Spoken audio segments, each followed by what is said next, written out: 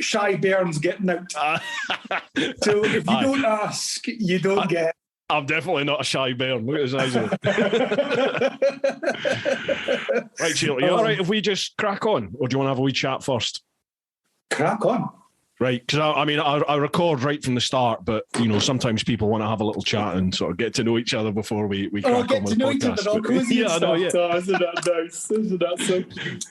Right then, we'll get to know each other on the actual thing. Definitely, that's the way I think. It's more genuine then, isn't it? Isn't it? Yeah, we're having a chat. Yeah, absolutely. Right. We'll get going. Folks, I'm a wee bit rusty at this, to be honest. I've not done a podcast in about 2 months now, have I? I think the last one I did... Oh, gee whiz, when was the last one that I did?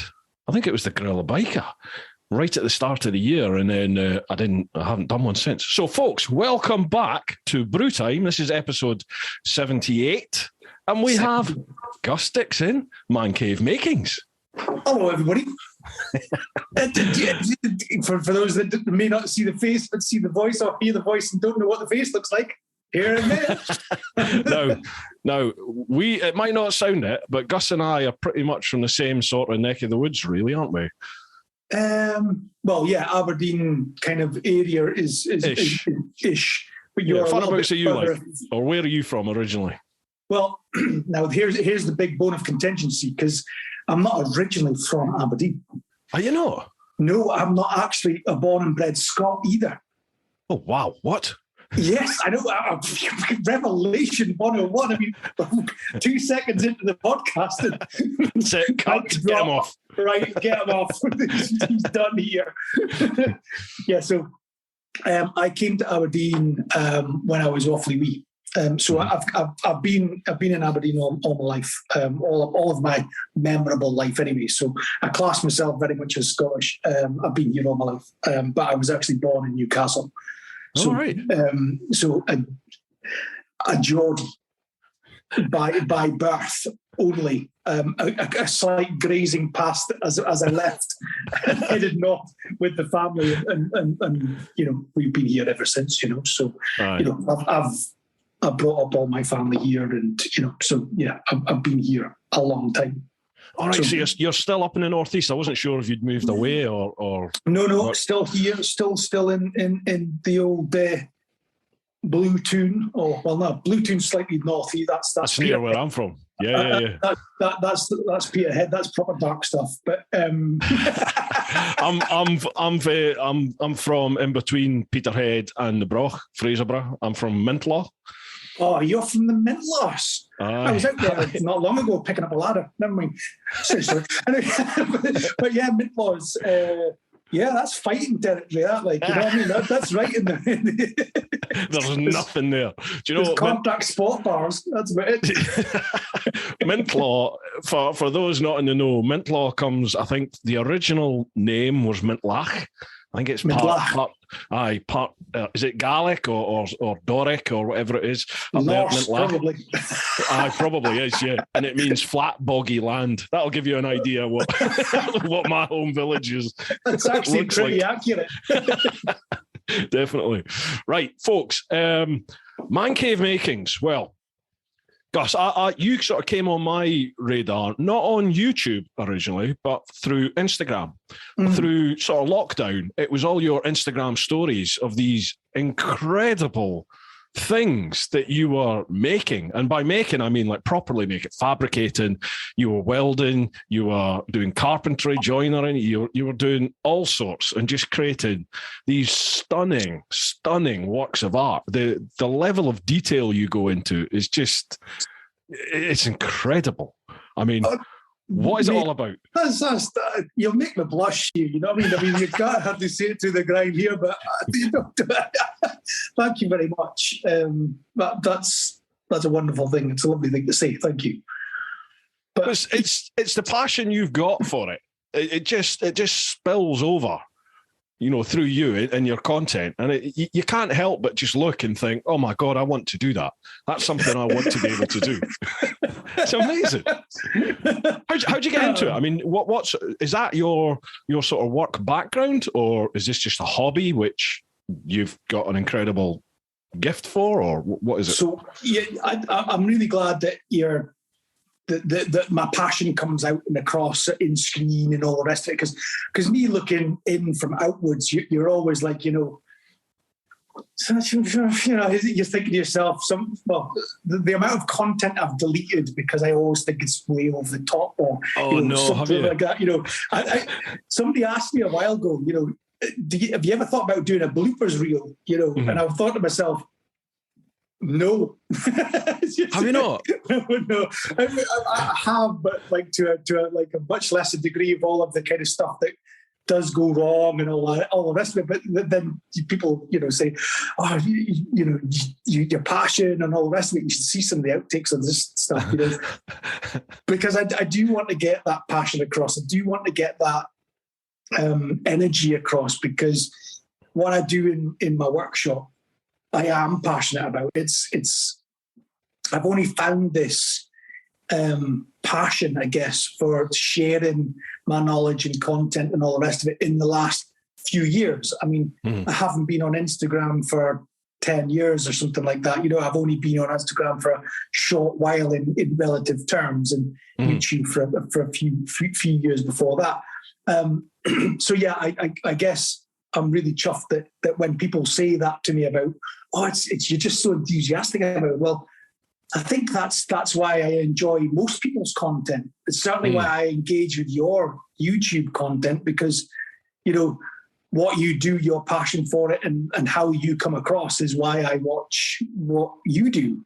Right. And that's, where you're talking about when you came on my radar, and it was equally when I came on your radar through, others in the sort of know on the bike scene, like, Stu and Alan, Ewan and co, that's how I get to know you. And I was like, and then I, went into a very dark place for a while on YouTube, just consuming all of your content. You're my viewer. Thank you. Oh, right. Yeah, you might have got a little boost in your viewings for a while. So yeah, coming back to this, the sort of question of where did this all come from? I've always been practical. I've always been a practical person, and being in a sort of time-served engineer all the way up through into where I now sit in sort of management and so on, I've always maintained and retained those skills of making stuff, and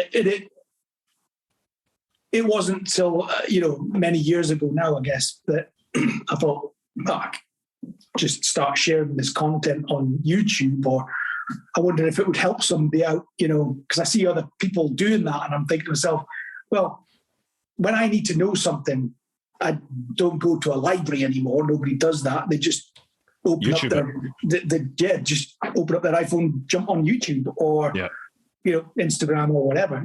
So it is that kind of, I've got a problem here, I'm going to fix it. I wonder if anybody else would be it would be useful for. So my very first video I ever put up was changing a lamp, a front headlight in an Audi, my S4 Audi. And it's like mad now, it's like over 100,000 views, which is huge for me. But it's like, it was a shocking video, but it's clearly helped somebody else out. And I get messages to this day on that. And I thought, there's something in this then. So, and that's where it all kind of sparked off from. But the have I always been practical? Have I always had these skills? Yes, and definitely from being a practical engineer, learning the tools, learning the trade. I was a air conditioning refrigeration engineer for many years in a van, rocking around the whole of Scotland, fixing shit. That was what I did for a living. Hang on, air cooling refrigeration in Scotland. Is that not just a window? just open the window. Just open the window. There you go. Problem solved. I'm slightly warm today. Open the window. Take your jumper off. That's exactly it, I can't see many Aberdonians paying for air conditioning. No, it was, so yeah, I started off, in the refrigeration game. So I did supermarkets. So all the big sort of cold rooms and cold stores and stuff like that was what I did many years. And so having all those practical kind of skills, and then life takes over. So you get into, house bashing and, all that kind of stuff to make family homes. And you just, but I've always done DIY because of my father, and I attribute a lot of my kind of engineering brain and my skills to my father, because he was always that DIY tinkerer kind of guy in his workshop doing stuff to the house, so I was always right by his side. What you do, Dad? That thing. Well, son, I am trying to fix this door. Why? Why? Yeah, why? Just go away. Just go away. Something. I'm sure he felt like that at times, but I can remember distinct moments in time where my dad would be trying to explain something and I was already ahead of him, but and kind of take over almost. He's like, okay, my job here is done. You can now manage this sort of thing, Yeah. So I guess that's where it all kind of has stemmed from. And then in latter years now, it's all just these kind of projects that come up that I'm going, yeah, I just want to do that now. I just want to make this. I want to do this to that extent or whatever it is, So, yeah. Sorry, go on. Apologies, interrupted. No. You're one of these people. I've had people like a bit like yourself on the podcast before, who I look at and go, you make me feel less of a man, because you can do all the stereotypical like man things. Do you know what I mean? Like our generation when you were growing up, like, well, the man's the one that did the sparky work, the carpentry work, the metal work, all that sort of stuff, all the traditional male-orientated things. And you were just expected to do it. Tinkering with engines, you were expected to do all that. And I grew up without any of that knowledge. You know what I mean? It's just, my dad was a quantity surveyor in the oil industry, and he's worked away all the time. So I didn't really, and when he came home, I didn't do what you did. I wasn't welded to his shoulder seeing what he was doing. I was just doing all the old stuff. And I look at you and you can weld, you can do the I was watching the speaker build the other day, that plywood speaker. It's amazing. And you're talking about mucking about with like the electrical circuit boards and stuff. And then you're doing all the carpentry with it. And I'm just like, my God, he does everything. I can't, I wouldn't even know what to do with it. I'd just be looking at it going, what?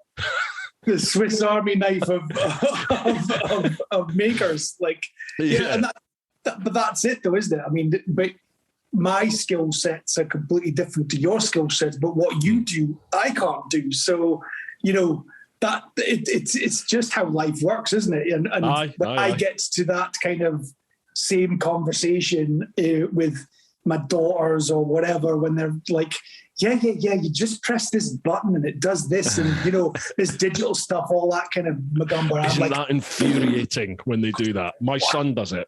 I'm just slow it down. What did you do? You've done all that stuff, though. You know what I mean? I consider myself quite tech savvy, but like the way I sort of do stuff is archaic to my son. My son just looks at it and go, why would you do it that way? That'll take you 5 seconds. Do it this way, it'll take you 1 or 2. You know what I mean? I'm just like, what have you done? Like, what was that you did? Show me. But the bugger won't even do it. He won't show me. He just goes, don't worry about it. Like, no, show me. No, show me. I want to know. Yeah. So I guess, when you're talking like that, I it's like, well, yeah, I've got all these other things that I can do, but it doesn't definitely make me less of a man than it does for you that you can do all this other stuff I definitely can't do, So I can crash motorbikes. Yeah. Yes, you see, very manly. So for the uninitiated then, those who haven't come across your stuff yet, what it basically takes the form of, well, you seem to have two. You seem to do a lot more on Instagram stories now.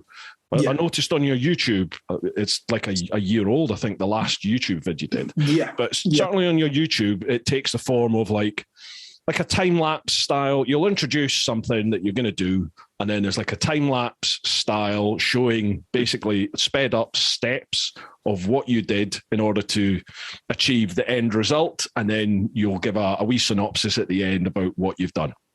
That's pretty much, yeah. Yeah, I mean, I've kind of morphed and changed.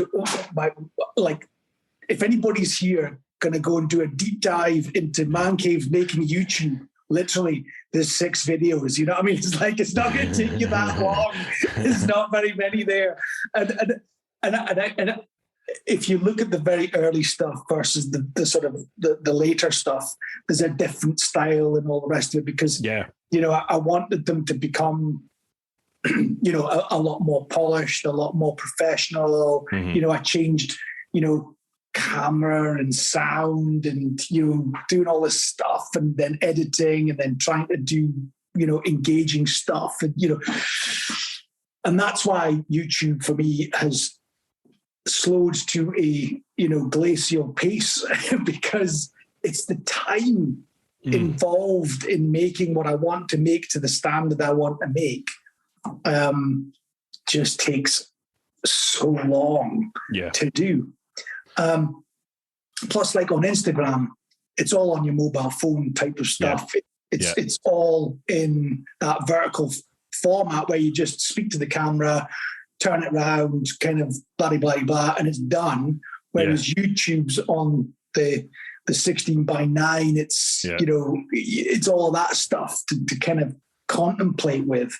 And it's just like, if I do all of the other stuff I do on Instagram and edit it on YouTube, then there's a potential crossover there, but it wouldn't be to the same standard. It wouldn't be the same thing, you know? So I would say, sorry to interrupt. I definitely think, just from like an outsider looking at your content, the Instagram stories format really, really fits you, like your brand, your character, because you are very animated, and you are like, we're doing this and we're going to do that, and that just fits so neatly into modern social media, because, you know, people don't have an attention span, do they? So they need it punchy, quick, animated, and your stories are brilliant. You know, that they really are good.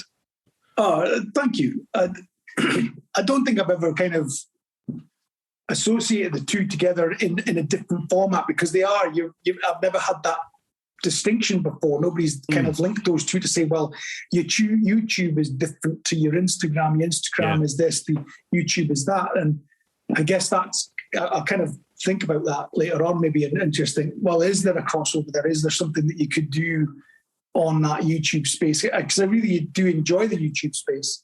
It's just a different thing. And the style that I got is a lot more long-winded, and I've been accused of times of, you know, monologuing and things like that, because it is, you know, instead of that punchy, short kind of interaction stuff, you know, which I much prefer, and that's why I do a lot on Instagram, because it is that visceral type of bam, bam, bam, bam, bam, it's done, punch it out, you're done, awesome, get your interaction, start talking to folk, start having a bit of banter, and then you're done. Right, okay, cool. Whereas the YouTube thing is the massive, big, long process. You know, you're talking hours of footage for 3 minutes of video. You put it out there, it bombs, or you put all that effort in, and you get it's soul destroyed. 3 views today. Woo. I know. It is soul, especially for me. Like at the moment, I'm doing a lot of trip-based content, just because I've not done it in a long time. Obviously, we were all locked down with COVID. So I've got all this content from trips that I managed to get away and do in the various breaks of throughout lockdowns.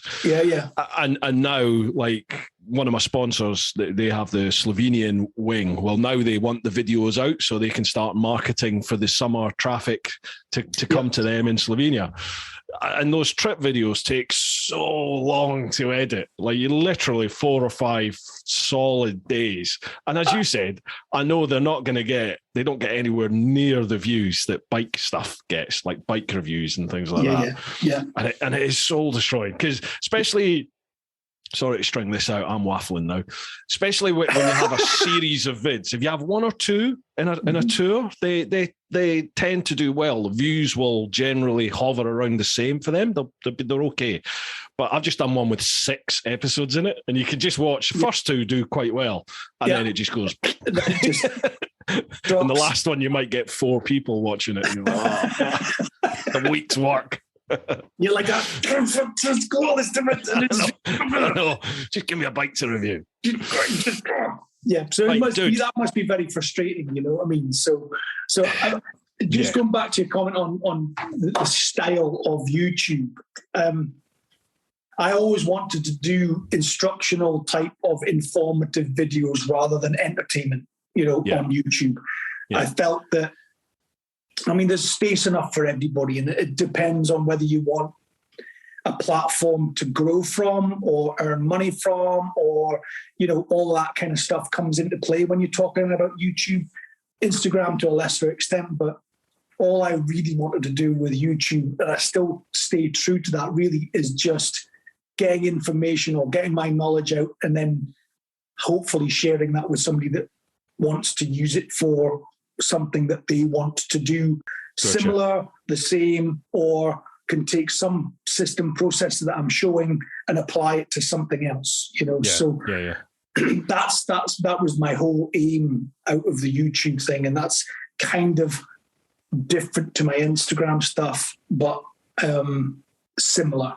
So it kind of ties in my head, but I'm glad that you've said that, because that kind of like goes, right, okay, well, if I did some shorter, kind of more punchy stuff on YouTube that fits with my kind of my process that I want to get out there, then that might also fit, Definitely. Well, it comes down to time. It all comes down to time, doesn't it? YouTube's now, obviously, it's promoting its shorts heavily at the moment, which I think are they 30 seconds? I think the shorts are like 30 seconds in length, or maybe a minute, possibly. They might do a minute. I think it's a minute, and YouTube's Reels are 30 seconds. Is that right? Or is it the other way around? That's right. Sorry. Yes. That's what I was meaning, was YouTube's attempt at like TikTok or Insta story type thing. Yeah. I might work with that. I think I've done one. Yeah, I've done one short. And because, again, I'm not entertainment. It's very. But you difficult. are, mate. You are entertainment. No, but genuinely, you are. It is an entertaining and educational sort of format that you have.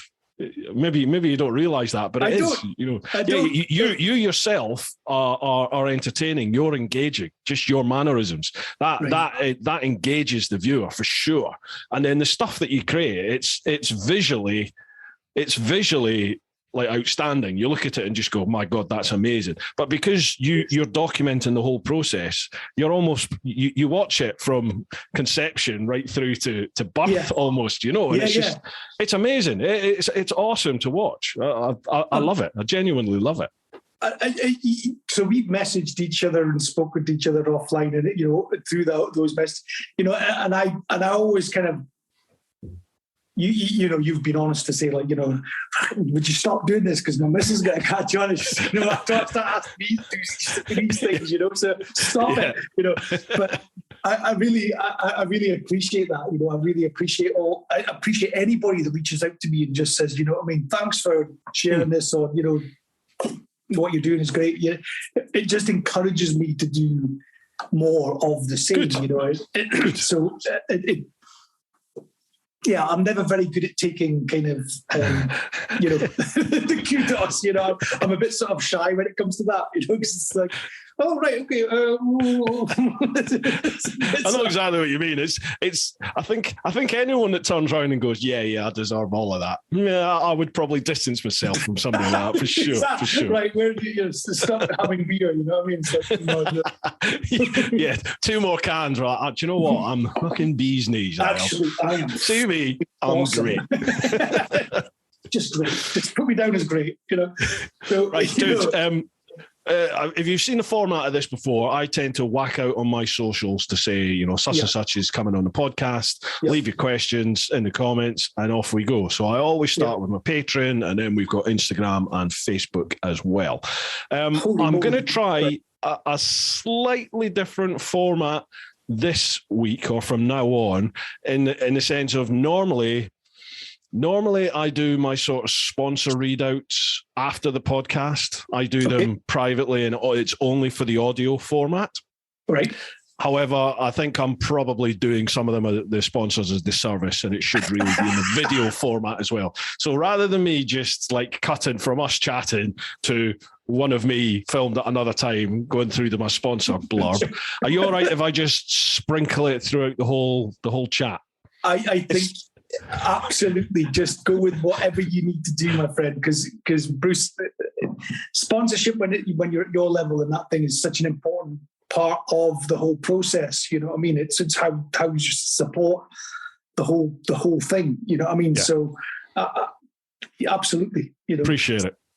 And I kind of take the point of view as, there might be someone that you want to chat about in some of them, or I don't know, whatever. But anyway, I'll go through it. So I'll just do one at a time, folks, so you're not having one big blurb. So we'll do the first one. It's only a minute.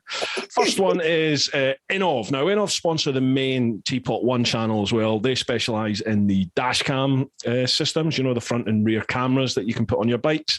I've got the flagship K5, which is a 4K system at the front, a 1080 at the rear. They do the K3, which is 1080 front and rear, and I think they might even still do the K2, which is basically the K3 without a remote and external microphone and all this sort of stuff. Folks, if you've ever been involved in an accident, you will know the first thing your insurance asks you is there any CCTV? And I had a horrific period a few years back where I had like 3 or 4 accidents in the space of about 2 years in and out of work.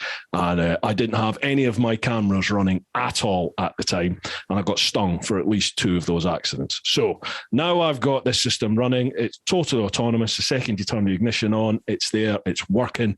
It's even got a parking mode. So if you've parked the bike up and walked away, it's still on standby, and any movement of the bike, they automatically kick in, and hopefully, as long as whoever's responsible is in front of either of the front or rear cameras, they'll capture who that was. I've been contacted by a couple of people now, actually, where this has saved their bacon. They've ended up in an altercation. The other parties claimed that it was their fault. They've gone to court. They've produced this evidence, and it goes entirely in their favour. So anyway, if you want to find out more, head to Inov, which is INNOVV.co.uk, inov.co.uk. If you want to buy anything, if you use the code TEAPOT, TEAPOT, you will get 5% off of any of their cameras. So any of the Inov cameras, any of the Technologic, and there's also, I've forgotten the name of them, but they also do a car dash cam type system as well. So any of them, any of the cameras, you'll get 5% off with the code TEAPOT. Massive thanks to Inov for their support. Right, I'm back to you, mate. Apologies about that. Not at all. Right. How about we crack on with these questions? Because I know we all think alike, and no matter how many questions I've got, people will be asking the same type of questions, and we'll just see where it takes us. Yeah. Right. So first off, over to Patreon. So it's patreon.com/TeapotOne, the clan. First one, Chris Jones, Tallboy Rides. If you could go back in time and be the inventor of something which we now use as a part of our everyday lives, with only the knowledge and skills you have, what would you invent? Holy moly, what a cracker! They go straight in, deep, straight away. What a cracker of a question. So I've often thought about this, but it's actually right in front of me, and it's the simple ring pull. Really? Right? Yeah. Right? Wow. Because if you actually look into the history of the ring pull, the actual maths involved in piercing a hermetically sealed can is mind-blowing, right? And the amount of work... I love the way your brain works. And the amount of work that went into actually coming up with a ring pull, which we don't think about anything. So all cans, everything that you've got now for these ring pulls, that for me would be something that if I had come up with that concept or invention, I think I would be the proudest person ever, because it's just one of those things that is just mad scientist stuff, because you're taking an aluminium hermetically sealed thing and be able to open it with your fingertip. Wow. The force of your nail opens the can. My God, I'm never going to be able to look at a can in the same way ever again. Have a little look on Google. I am. The maths involved in actually coming up with all of this. So there you go. That was... Who invented the first ring pull then, and when was it? I have absolutely no idea. None at all. I can't remember I couldn't remember for the life of me. That's a pub quiz question. That is a definite pub quiz question. Yeah, you're going to want to Google that, folks. Google it, because believe you me, one day that will come up in the pub quiz, and you'll be like, "Oh bollocks! I wish I'd looked that up." So, do you also answer these questions, or is it just me? I can do. Sometimes they're directed purely at one of us, and other times it's open to oh God, for me. Oh gee whiz. Just put you on the spot now. I know. With only the knowledge and skills you have, well, that sort of limits it quite a bit. That was the bit I probably didn't answer, is the knowledge and skills. The knowledge and skills I have is that, yes, I can work with metal. I can definitely work with some of the maths involved. So yeah, I think it's within my wheelhouse, but I think that would be where I would be with that. So yeah, I maybe didn't pick up on that piece of it. God, I'm genuinely stumped. Knowledge and skills. What would you invent? Well, it doesn't exist at the moment, and I'm crying out for somebody to do it. But it's a simple action camera like your GoPro. Yeah. So that has the modern capabilities. The stabilization that the modern GoPros have got is amazing. The resolutions that you can get, frame rates you can get, they're all absolutely amazing. Yeah. The one. Well, there's two things that hold them back. One is reliability. The firmware in them just isn't. It's not. It's inherently unstable. You always get corruptions in your files. Sometimes it just freezes on you. It's a pain in the arse. And the other thing is the audio input. Like for me, I have a microphone in the lid, just a normal lavalier mic. Yeah. And then the input from that mic is just a normal male 3.5 audio jack. Yeah. And in the old cameras, you could just plug that straight into a camera. It just had a simple female 3.5mm audio jack. Well, since about 4 years ago, they've got rid of all that. And now you have to have all these various different stupid adapters, which are just a massive pain in the hoop. So could somebody just invent a GoPro style camera, please, with a 3.5mm audio jack straight in it? Simple. I mean, it sounds, how easy is that? Sounds easy, but nobody does it. Nobody does it anymore. So could somebody please do it? It's going to it's the Apple ethos, isn't it? Yeah. Yeah. It is, get rid of the jack plug in all iPhone products, so that you have to buy AirPods or some other Bluetooth speaker, or it's totally. Like, what? It's infuriating. It really is infuriating. Madness, I tell you. First world problems. There's poor buggers living in blooming tube stations at the moment, getting bombed, and I'm moaning about a 3.5mm audio jack. Yes, let's not get into that yet. Anyway, we'll at least have a few more beers before we sort the world's politics. Before we start calling Putin. No, sorry, I won't go there.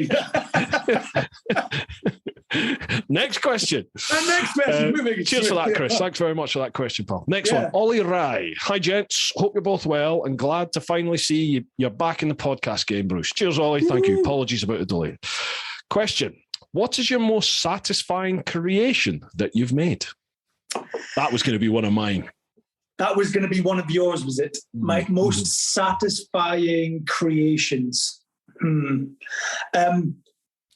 So the most satisfying creation, or the most proud creation, which is also satisfying at the same time, is my workshop stool that I made a long time ago. There's others that are up on the list as well, obviously, but my workshop stool has to be one of those that is just such a satisfying thing to have done, because I sit on it every time I'm in the workshop, and it's really comfortable. It's adjustable. I can do everything from it. And it was one of these things that has catapulted me through all sorts of other things. So it's opened doors to me to other worlds that I didn't know existed. Wow. And there's a beautiful story behind that stool. So I, as always, share everything that I do on the feed, that I give out everything. So my stool on YouTube, it's got a link in the description that takes you to the plans for it, so you can download the plans for it and all the rest of it. And I don't know whether we've got time for this, but anyway, so we've got so I didn't make the video, uploaded it all, and I love my stool, right? So that was enough for me, right? But then I get an email from a guy called Dylan about, must be 18 months at least after the cause, saying, I made your stool. I went like that. It was an email coming into my inbox, in my Man Cave Making's inbox. And I was like, I'll click on that attachment. Oh, what is that? Clicked on the photograph.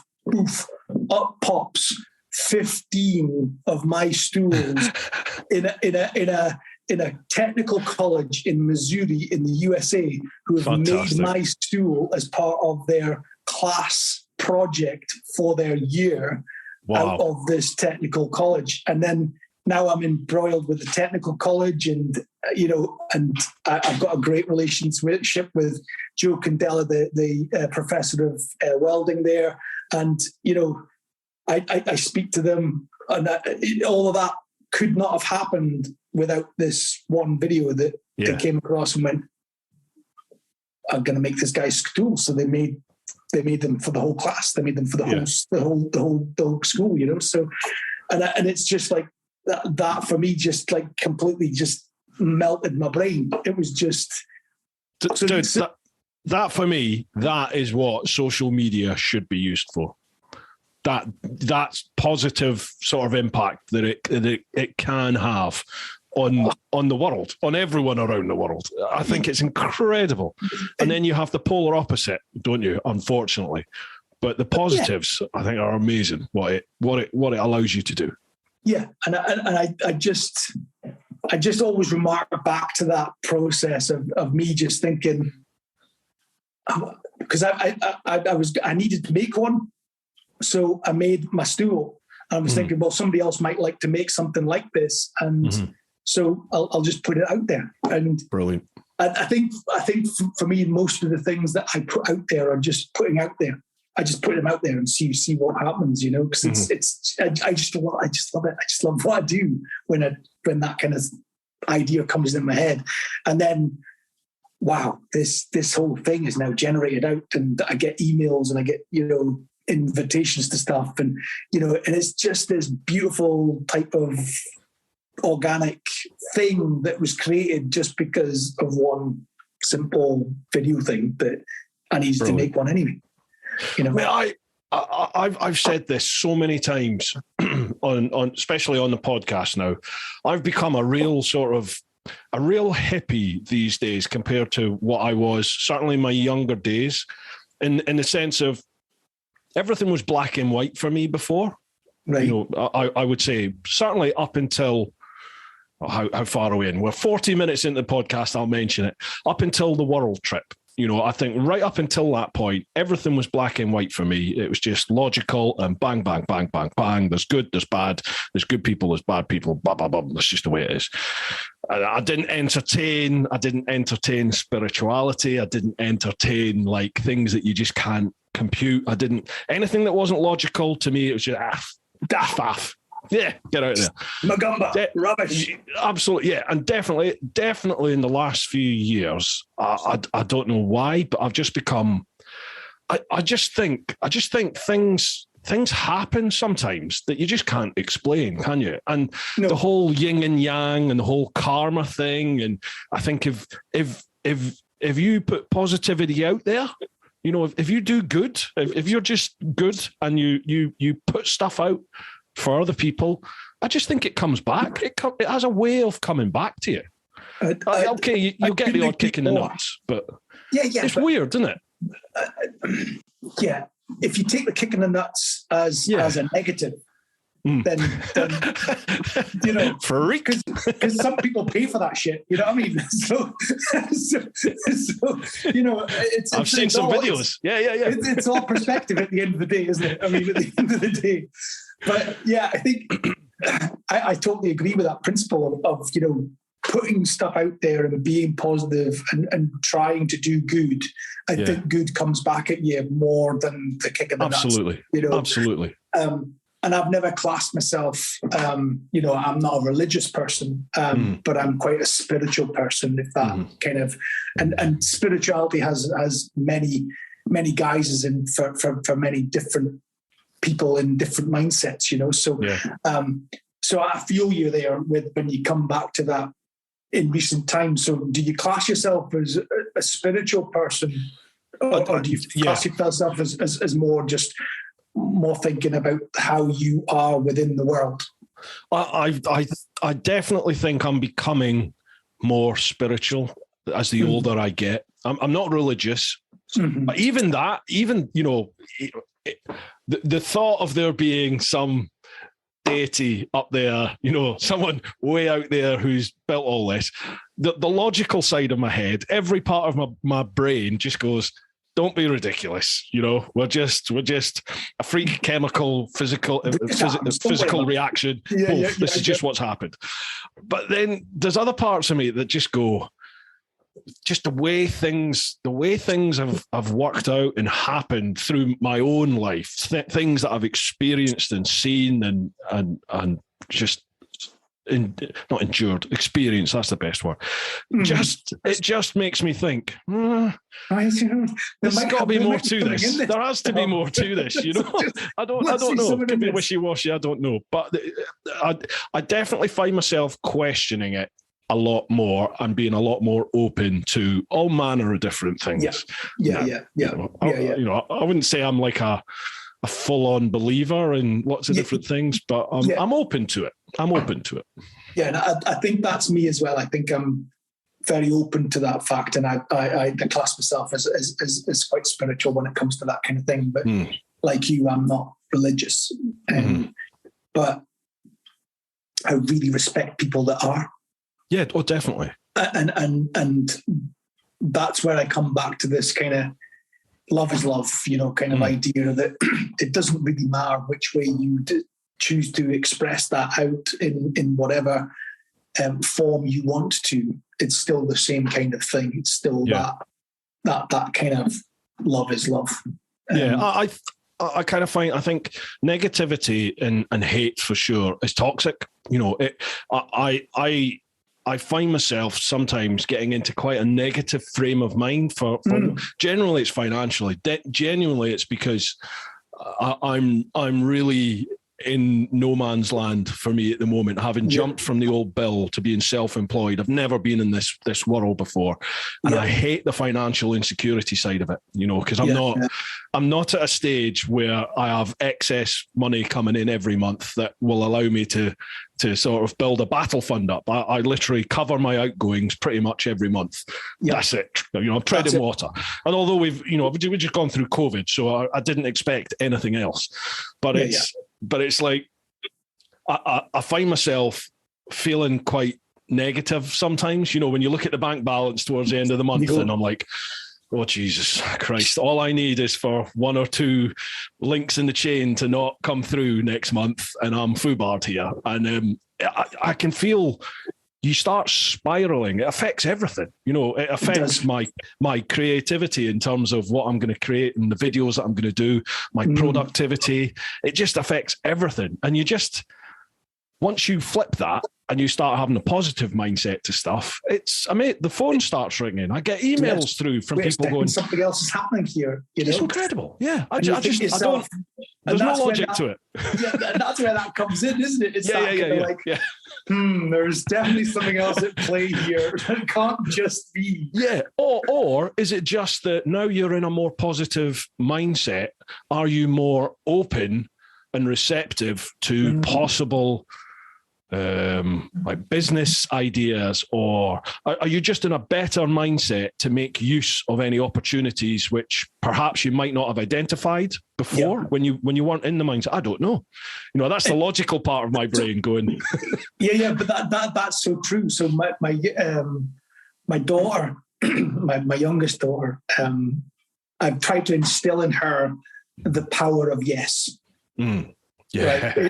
Right, just the power of yes. Instead of saying no, it's just the power of yes, and taking that and run with it. It's brilliant to see some of the stuff that's now coming back. Whether that is just her saying yes to stuff, or whether that adds to the positivity, and then that opens those kind of conversations. I can't tell you, but it's that same ethos of just. If you put yourself in that position, if you go and put yourself out there, then don't shut it down. Don't, limit yourself to that. The power of yes is, it's the world for you. You can just, anything can happen, So there's actually a good, sorry, apologies. Go on. Sorry, I'm keeping interrupting. I was kind of going to empathize with you. Last year, the year before last, I was made redundant at the end of the year, and that was by mutual agreement. And I took 6 months out, and I was lucky enough to take 6 months out, and I decided that I was just going to. What my wife said anyway, you just want to dick about in your workshop, don't you? And I said, I think I'm due some dicking about in the workshop. So I took 6 months out. But I can empathize with that kind of feeling of, I don't have this job, I don't have that income, I don't have that stream of income coming in that I can rely on. That then, like, I've worked all of my life, all of my career, I've always worked. I've never had a period off, and this was the first time I did that, and it felt so weird, so strange, and it was that. Oh, I don't know whether I like this. I don't know whether I can deal with this. In fact, I don't know whether I'm that person that can be, with the freedom, freedom. Maybe I need to be locked down a little bit more in terms of that career kind of financial burden thing, Totally relate to it. So I can feel that empathy for that story, because it is that it's a brave person that can truly just go alone and go it and just go, you know what? And I love that ethos of your whole persona on social media is, live your life, live your life, go and just do it. And I'm hunting for that so bad. I have to constantly remind myself of that. And I have, sometimes I have a little, like in the podcast, I have a little moan like I just did there. And I get people messaging me afterwards and going, basically saying exactly what you've just said there, and at the end of it they'll go, and as someone once said, live your life. And I'm like, oh yeah, that's right, yeah, I do. you need to put up or shut up, really. Do you know what I mean? Fucking damn it, why did I see that? But I love that, and I think that's why I'm drawn to you as a person, and your content is because that's the ethos behind what you do, is and it all comes from that beautiful story with your mum, and it just went straight here, it went straight into here, and it was so beautiful. And I was like, that, what, that is such a mantra for life, just go do it. Just go live your life, go live life. And that's like, she was a clever woman, my mother, I tell you, very clever woman. yeah. But she also brought it up in you and instilled it in you, in your heart, you know, and that's what you're following is that heart and that dream, you know, and it takes huge guts to do that. And, you know, more power to you and kudos to you. And thanks, man. Appreciate that. Thank you for sharing that, because I think it's a beautiful thing to hold on to. I'm the one that's all shucks now. Just stop it. Right, next question before somebody starts dying. Right, Mark Fulcher, who's the next one? I'm going in the fridge for another beer. Good man. Because it's literally just there. Brilliant. Didn't want to get too far away, you know? Right, next one. Mark Fulcher. Help me, ducks. Lovely to see that the podcast is back. More time well spent in the van hiding from the wife. Cheers, Mark. So, a couple of things to have a chat about. Quick one for Gus. What's the most satisfying weld that you've ever done? Mine was not having to get the grinder out. Shit welder, great with a grinder. Right. Most satisfying weld. The most satisfying weld. Anything that I feel proud enough to share on social media is my proudest weld. So I remember, I think it's on my story somewhere. I think it's deep down and in my feed. And my daughter came home one day and she was like, "Dad, there's a problem with my car." And I was like, "Really? What's the problem?" "It's making an awful noise. I went over a bump and it's making an awful noise." Well, essentially what she'd done is ripped the exhaust off from the hanger. Oh, no. and it just ripped it, and it can't leave it off. And so I repaired that with a weld. And actually it was like, holy shit, that's like Snap Dimes. I mean, that's like Instagram where they said, "Took a photograph of it and put it on my feed." so there you go. That's proudest moment. but isn't it weird that welding, some welds are a piece of art? Like some of them you look at, I have no knowledge about welding. I couldn't tell you how you do it, but I look at some welds and just go, that is beautiful. Wow. Yeah. You know, I weld. I class myself as being able to stick two pieces of metal together. Yeah. but you know, Instagram, you know, weld porn stuff.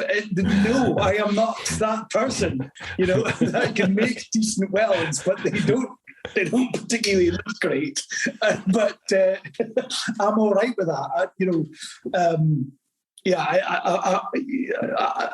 I'm not one of those guys that have spent, you know, hundreds of hours in a welding seat, you know, perfecting the art and, you know, do all that kind of stuff. That's not my game.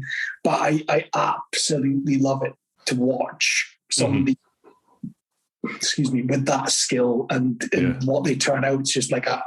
So, not to get the grinder out, you, my friend, are welcome in my workshop anytime. Right, second question he's got. Can someone please explain to me why dog owners or walkers go to the full extent and effort to pick up a said bag of shit and then hang it in a tree? As a dog owner, this really pisses me off. I'm totally with you, Mark. It really hacks me off when people do that. Yeah, I don't understand poo tree jewelry. I don't understand it. Why people then decide that, is it because they think, I'm going to go along this track, I'll hang it up and I'll get it on the way back and then forget about it? Is it just absent-mindedness? Are we going to go with the positive here, that it's just absent-mindedness? But no, I think they're just pig ignorant. Dickheads. What I don't get, and we get it here where I walk our dog, is they'll go to the effort of bagging the shit and then they just leave it lying on the ground. I'm like, well, surely you're better off just leaving the poo lying on the ground then, because at least it'll biodegrade, won't it? Whereas if you've got it in a plastic bag, it's stuck there. Yeah. I don't get it. Anyway. I don't get, you know, sometimes people are just arseholes. People are awesome. Fucking idiots as well. It must be my accent. I said awesome. Sorry. No, they are arseholes. Putin. There we go. There's case in point at the moment. No, but it's true, isn't it? People are capable of some of the most incredible acts of humanity and kindness, and also the most incredible acts of stupidity and downright evil against each other. It's just nuts. Anyway, that's deep. Yeah, let's not get into that. But deep over poo. Great. Awesome. Yeah, exactly, over poo. And the last part Mark said is, we're not discussing the rugby. That'll be a certain Calcutta Cup match that was played fairly recently. Yes. What a game. What a game. Yeah, what a game. two up, in the saying goes, you know what I mean? Oh, wow. 2 for 2. What a salad, huh? Yeah. Let's not mention it too much because... No. Yeah. No, we certainly wouldn't want to alienate the audience. No, I know. Right, next one. Harley. How's it going, guys? All good. Cheers. Just a simple one. Could you survive in the wilderness for a month? Oh, bloody hell. Ooh. Right. Yes. With nothing, no tools, nothing. Oof. Well, that's a different qualification. You're just adding stuff now. Right. So okay. So just you're out in your motor. You have an accident. Yeah. You get knocked out. You wake up. And there's nobody anywhere near you. You don't know where you are. The car's not next to you. You're just what you had when you were out driving your motor. Could you survive for a month? I don't know whether a month, but I could certainly survive. So I've done quite a few of these things already in my life. So I've been a Cub Scout, a Scout, a Venture Scout, a Venture Leader. In my life, I've done outward bound stuff. I've done sort of survival stuff. I've done that kind of stuff before. So I've got some skills that I know that, one of my favorite pastimes as a kid was bivvying, going into the woods, shaking a bivvy up and just, covering it in ferns. And, I could definitely build a fire from gall, I could do that thing. Am I Bear Grylls? No. But, I think I would have a reasonably good chance of survival. Whether or not I could last a month, I don't know. Yeah. But I think getting a fire going would probably be my biggest challenge, because I did an outward bound course before I went away on my trip. And if you've seen the video... Where did you go?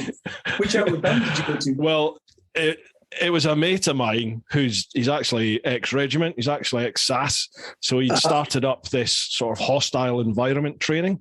And he said to me, look, some of the places you're going, namely parts of Africa, he was like, if anything goes Pete Tong, you're going to have to be on your toes, quick, sharpish, and you're going to have to live, off your wits and off the land until you get yourself sorted. So he was like, I'm doing a little course. Come and do it. You can do a vid if you want to do it. And it was the basics. There was a bit about escape and evasion. So like how to last as long as you possibly can on the run with dogs after you. Obviously, you're going to get caught. And then it was to give you an idea as to what will happen when you get caught. So you get a little bit of a slap, nothing major. And obviously, they don't violate you or anything like that. But you end up getting blindfolded, and they basically, what they do now is they bury holes, they dig holes and bury you underground rather than keeping you in a building or anything like that. But anyway, so I had to learn the basics of laying traps, gutting rabbits, preparing food, building a shelter, starting a fire, all that sort of stuff. And my fire starting was pretty much non-existent. So I think that would be my biggest challenge. The rest of the stuff I think I could get by. Yeah. The rest of the stuff I could probably get by. I think I could. I don't relish the thought of killing animals and gutting them and all that, but you know, I can do it. I'll do it if I have to survive. Yeah. But yeah, cooking them is going to be a challenge if I can't get a fire. Yeah, that could be an issue. Raw rabbit. Yeah. That'll last you maybe a couple of days, but then after that, no. Yeah, I'll be digging up the potatoes and carrots. Mind you, I can't eat raw potato, can I? Raw carrots. No. I'll just be Bugs Bunny. I'll just live off the carrots. Right, so I think I fancy your chances more than mine, to be honest. I think I'm on the fence with a month. I think that's, yeah. I think I would like to think that I would have a decent go in, but again, it's one of those things, until you actually get chucked in that situation, I think you might struggle to comprehend what's actually happening. And, you know, I think that would be quite a challenge, but I think if I had none of that experience, then it would be an absolute, no, I'm going to die tomorrow. It's interesting. My son, right? My son's 24 now, and he's got right into wild camping. He lives up in Glasgow, and he's always going out camping, but he doesn't take a tent or anything. He literally just builds a shelter and does it all. And I was like, what's that all about? Because he hasn't, he wasn't in cadets or military or anything. And he said, I just want to be prepared. I was like, what do you mean be prepared? And he said, I just want to know that if I have to, I can survive. I was like, survive what? And he was just like, anything if it comes to it, and I have to. Well, it's that sort of stuff. And I was like, well, what do you mean then? And I was like, are you a prepper? And he said, no, I'm not a prepper, but I am making sure I'm ready. And I was like, wow, this is not something I'd ever heard about with my son. We'd never discussed it. Turns out he's got a bug out bag. Do you know what a bug out bag is? Yeah. He's got a bug out bag ready to go in his flat, and he'll carry it in a rucksack when he's out and about. And I was like, that's a little bit weird for a that is for a 24-year-old. It's quite preppy. Yeah. I was like, are all your mates like that? And he was like, no, they all think I'm insane. I was like, oh, okay. You're like that. Do you know about what? I bet he's sat there now going, bring it on. Bring it on. Well, that's it, isn't it? It's one of those things, isn't it? You think to yourself, well, fuck no. Yeah. Right. I'm just not even getting to that conversation. Let's not go down that route. Next one, Charlie Callard. How you doing, Charlie? Evening, gents. Hope you're both well. Glad to see the podcast back. Been getting brew time withdrawals. Cheers. I have as well, Charlie, to be honest. I've missed this. So here goes. You wake up on a Monday morning, roll over to check your phone. There's an alert message saying time has stopped and almost everyone has frozen in time. Oh, I've seen a video like this. What are you going to do first? Well, like I said, I've seen a video along these lines. there's a number of Japanese videos like this online. It really depends on who you're sleeping. Straight around to Kellybrook. Anyway. Right, we'll put this over to you. What are you going to do if time's frozen and you're one of the few people that's not been frozen? What would you do? It's like, what would you prefer? Devil, angel. A duck-shaped foot or a foot-shaped duck. It's like, what are you talking about here? So if time stood still, and is time coming back? Like, I don't know.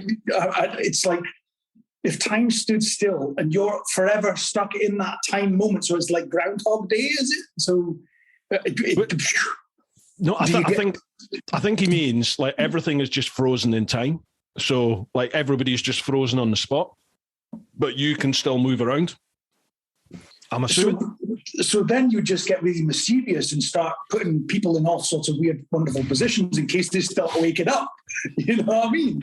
Again, there's videos like this online. Yeah, there is videos like this. You know what I mean?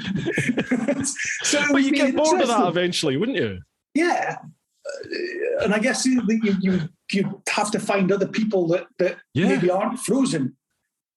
But then you could play tricks on them, couldn't you? You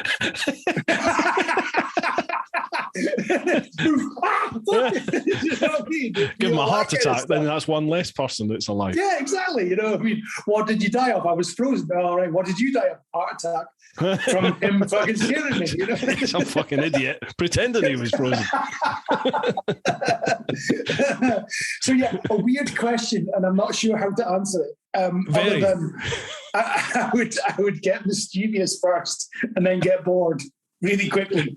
I think I'd get a little bit seedy first, and then mischievous. And that's all I'm going to say on that matter. Yeah. Okay, Kelly Brook, I'm coming. We're very similar. Great question, Charlie.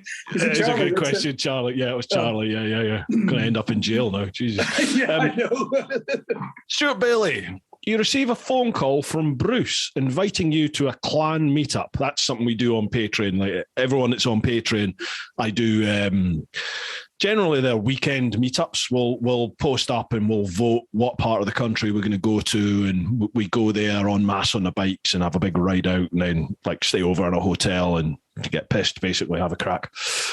So you're invited to a clan meetup with a promise of lots of beer. Unfortunately, it coincides with your wife's birthday, which you're expected to be home for, but your partner's friends will be there who you don't get on with. So your wife's mates are going to be there and you don't get on with them.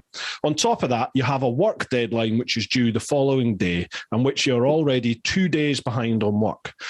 How do you prioritise and who do you let down? Oof. So do you come to the clan meet? Do you hang out with your missus and her mates that you don't like, or do you just crack on and get your work stuff done? So this is one's relatively straightforward for me because first and foremost, if the clan meet and I was, a huge biker and all that kind of stuff, then I'm sorry, but I would just talk to my wife because we've got that great relationship that I would just talk to say, look, I don't like your mates. I don't like your mates because I would have already told her that I don't like her mates. You know what I mean? Yeah. So she would already know this. She would have probably already said, just go with Bruce because you won't want to be with, Janice because she's a knob and you don't like her. And I'll be like, you're right. Sorry, thanks Janice. very much to you. So she doesn't know Janice. But and work, well, work can get Good man. Good man. So, good man. Yeah, I'm all in for the meat and the beer and the crack. You know what I mean? That sounds amazing to me.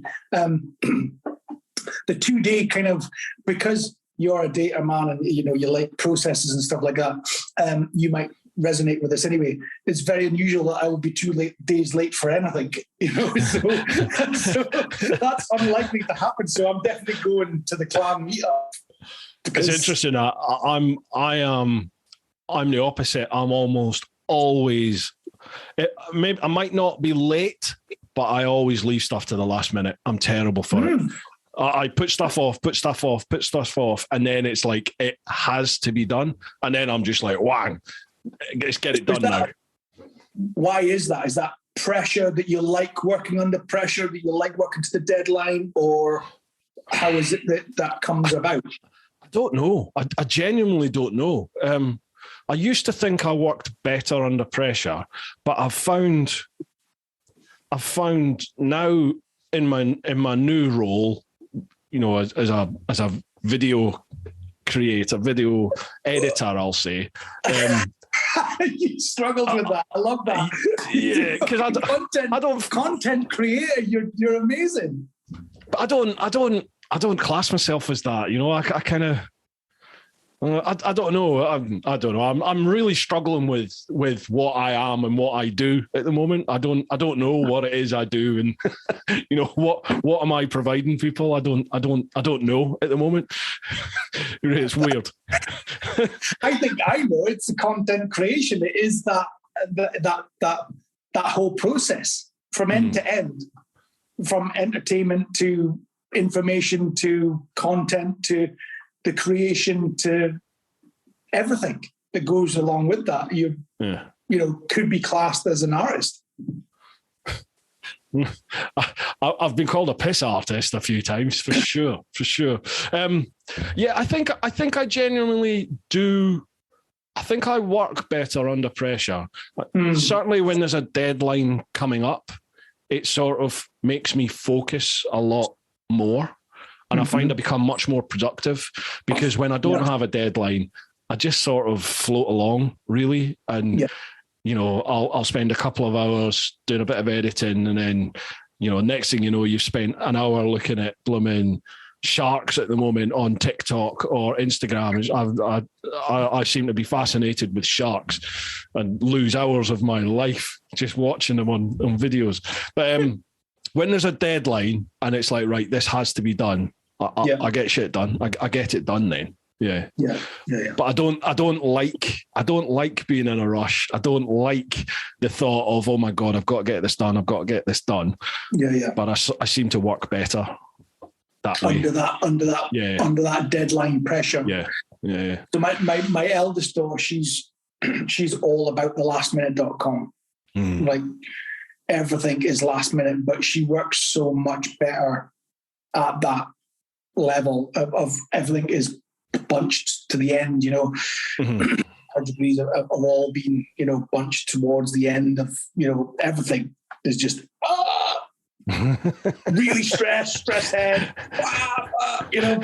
But it is that it's just her. She just prefers that kind of process, you know. Whereas I'm not like that at all. I far more planned and kind of like, right, okay, I know I've got this to do. I'm going to get that done now, and then I can do this other thing, and then, you know, that happens that way. And yeah, if I'm late for anything, there is something deeply wrong. Right. Yeah. I seem to be one of. I'm the two poles. I'm either early, daft early for stuff, or I'm like running late a lot of the time. It's nuts.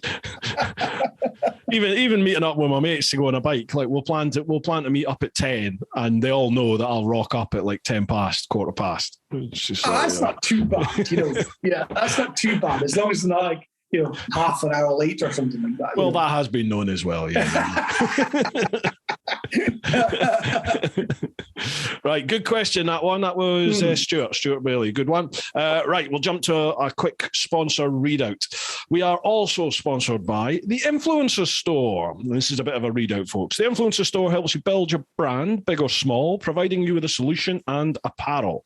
We help you to increase your fan base while supporting you with starting your own influencer clothing line with nothing more than just an idea or design, and there are no hidden costs. For more info, come and check us out at theinfluencerstore.co.uk or drop us an email at online@influencerstore.co.uk for more information.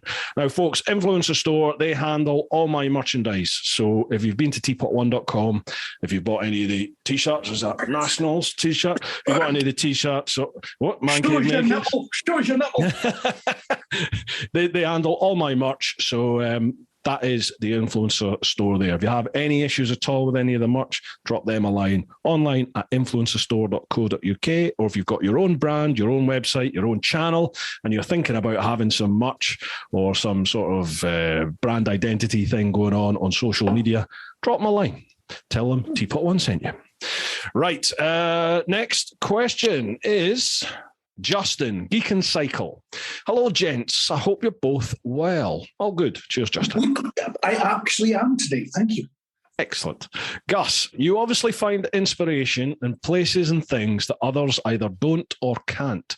Without giving up your secrets, what makes a piece of whatever more than what it is currently? Ooh, good question.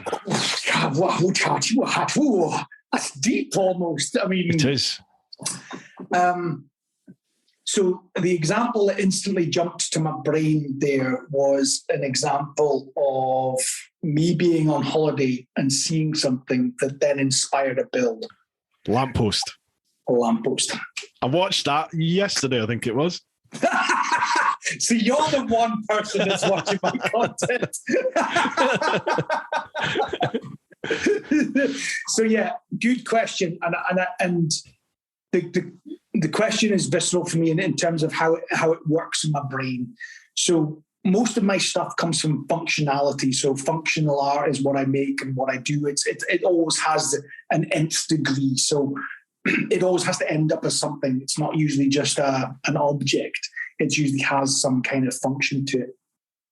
And I was looking for, so I bought this English wooden vise, this big, huge vise, and I needed a stand, I needed a pedestal. And I was racking my brains, and I'd seen all of these kind of really janky kind of, I-beam type, car wheel type shite things. And I was like, that's not me. I'm not building that crap. I'm like, no, I want to make something that is this functional piece that, so I couldn't think of anything. And I was thinking, and I went on holiday, and lo and behold, I walked down this street and I saw this lamppost, and it was just like, oh my God, that's beautiful. And also that's my vice stand right there. And it just popped out to me. And that was when, so there's photographs of me literally on the street like this with a lamppost. Because this was the idea of me going like, this is where this came from. Because I knew that as soon as I saw it, it was like that pop moment in my brain that just went, I can see that working as a pillar of how I make it up, and then I can make it. And that whole holiday, as soon as I saw that, my nighttime kind of process that I go through. So you might know this or not, but I spend a lot of time thinking, and I'm an insomniac, so I don't sleep great. But when I wake up and I'm thinking about something, it just instantly comes in, and I engineer stuff to death in my brain. And that holiday, I can remember just blissfully in the darkness in my hotel room. Mrs. is sleeping. I'm like, this is just amazing. Just planning it all. I just plan it all out, all because I saw a bloody lamppost on holiday. Brilliant. So, all of these things, that's that pop that comes from something that it's a lamppost, but it can be something much more. And then it became the pedestal. And then that morphed into the pedestal build that then went, what can we do to elevate that pedestal? Okay, well, we're going to add in the sort of grilling to the side, and all that can be a copper, and that would be actually better brassed up, and then I could add in the nuts, and then all of that stuff just came together like that. And that's how my brain works, and that's how it worked, and that evolution of that idea, all from that one place of it's a lamppost. Mm-hmm. Now it's something completely different. So are you very visual with your creativity, with your ideas? You see something, and then from that it gives birth, or do you sometimes, does it just pop into your head? You've not seen something that's triggered it. You just know in your head that this is what I want to do. Yeah. So I would say almost always it's a visual input to something that triggers something else that is that I can trace back where that idea came from. And I think that's the mark of anybody that makes something is what inspired you to make that? And if they can't tell you, then that's a really weird place to be for a maker, because you kind of should be able to tell you what the lineage is of that idea generation, because for me, it's always about where it starts, what came from that. So if I give you another example of the speaker build that you mentioned earlier on in the podcast, that all came from me consuming Michael Arm's YouTube on pattern plywood, and then my wife having a janky, horrible Bluetooth speaker in her workshop cabin thing in the garden, and me going, Christmas is coming. Oh. The Aberdonian in you. Oh. Two ideas collide, boom. And that's where that idea came from, right. And that whole process all came from, I really want to do pattern plywood. There's a problem that needs to be solved, I think. whether my wife wants it or not, she's getting this Bluetooth speaker.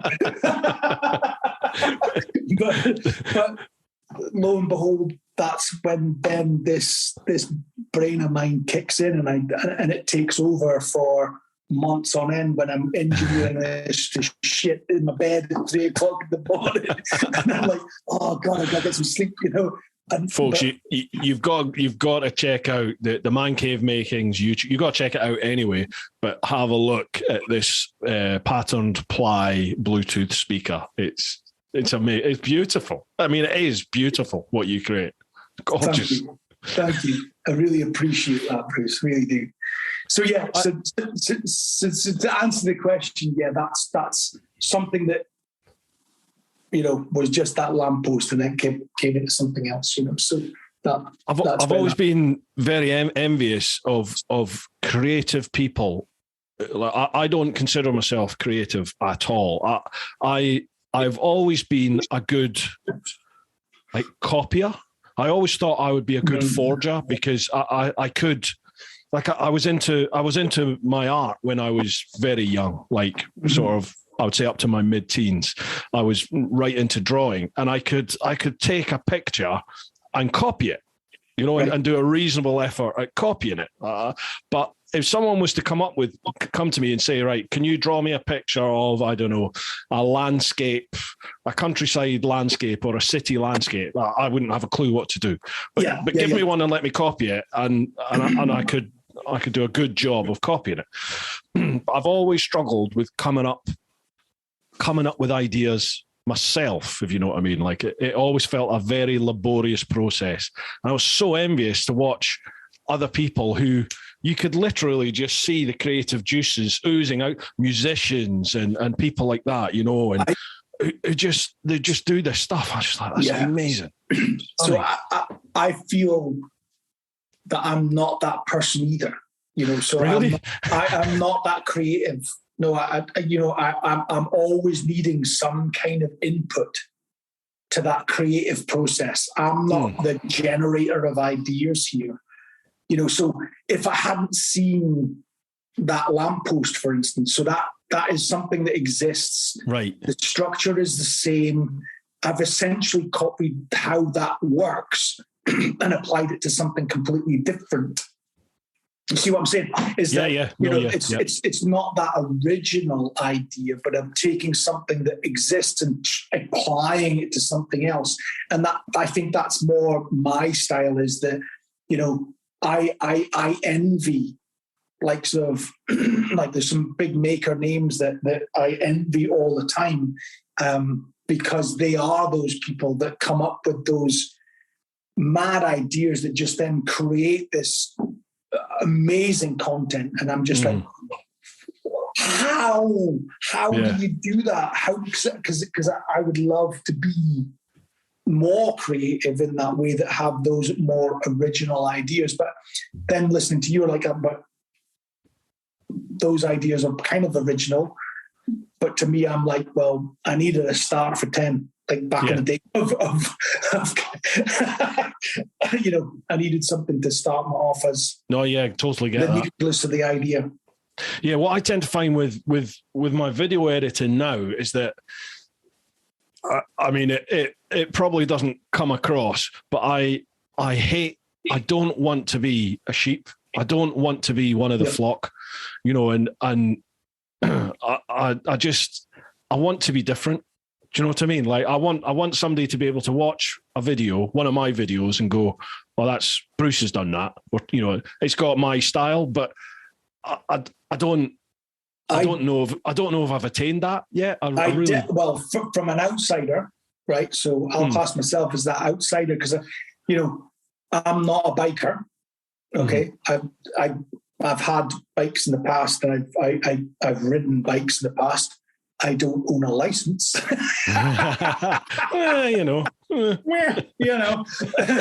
But I watch your content, because I enjoy what you do.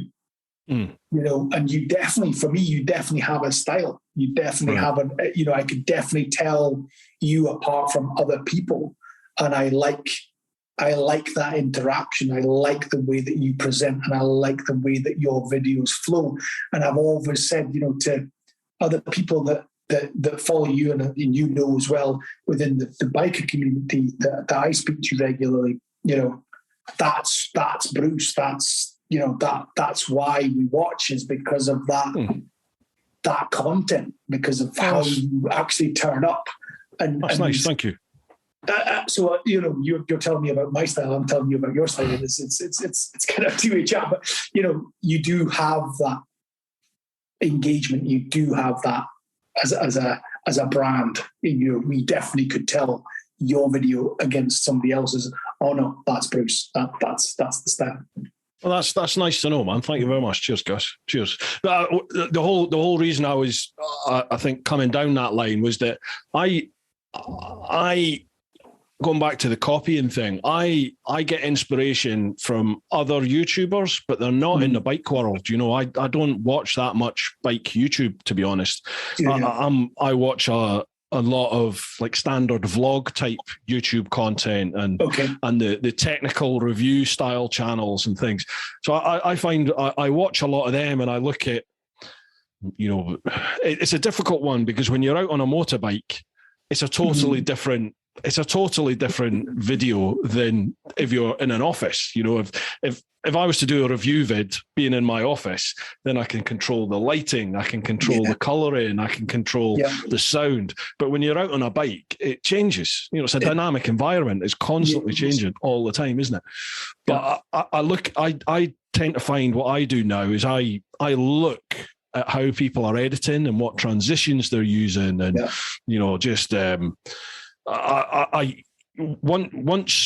once you know about, do you know about J cuts and L cuts when you're editing? Yes, I've heard the terms, and I know what the basics of editing, because I've done some of that within. Of course, right. So you can overlap audio, or you can overlap the video, depending on how you do the cut. Yeah. And I found, like, now I'm aware of that, and I do it myself. I can sometimes identify in some vids, and I look, they've done a different timing, rather than like 3 frames or 6 frames that they've used. They maybe go for 12 or a full second overlay, or they cut it really short, but it's just enough to trick the mind. And I find myself, I pick up on those little things, and then think, I'm gonna try that in my vids. Yeah, and just see.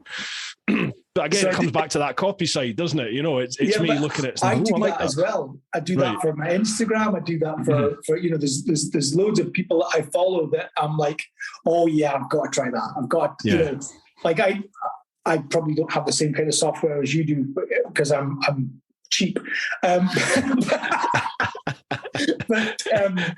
Yeah, so Bordonian. so I'm feeling Highlands, but there's so much you can do with editing, and I often look at people that I review and I go like, oh yeah, I've got to add that in, and I've got to do that little thing, and or that little trick, that little kind of cutaway, that transitions to me are like, they're gold, like they're absolute gold. And some of the people that, so in the bike world, like that I consume content on would be people like 46 Works.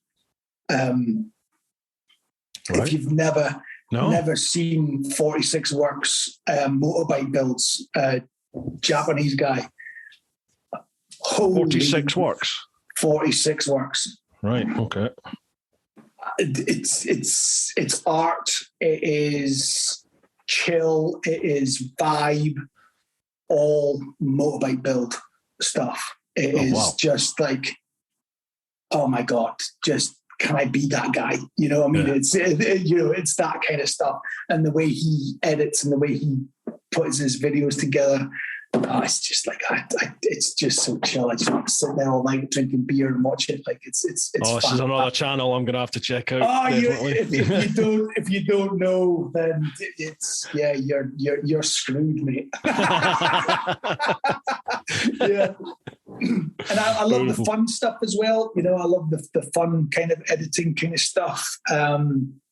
So one of my videos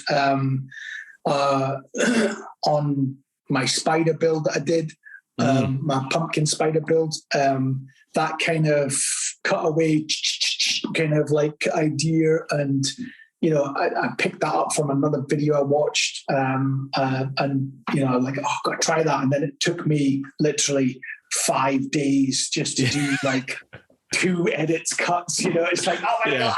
It's going to be like half a second actually on screen. Half a second worth of transition, and I'm like, this is so hard work. So, yeah, I totally get it. Right, next question.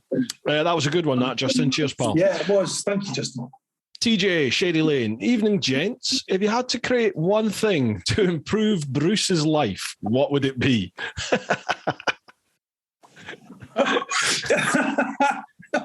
To improve Bruce's life. Wow. Well, because I don't know Bruce's life that well, out with the silver screen, as I say, That's all it is.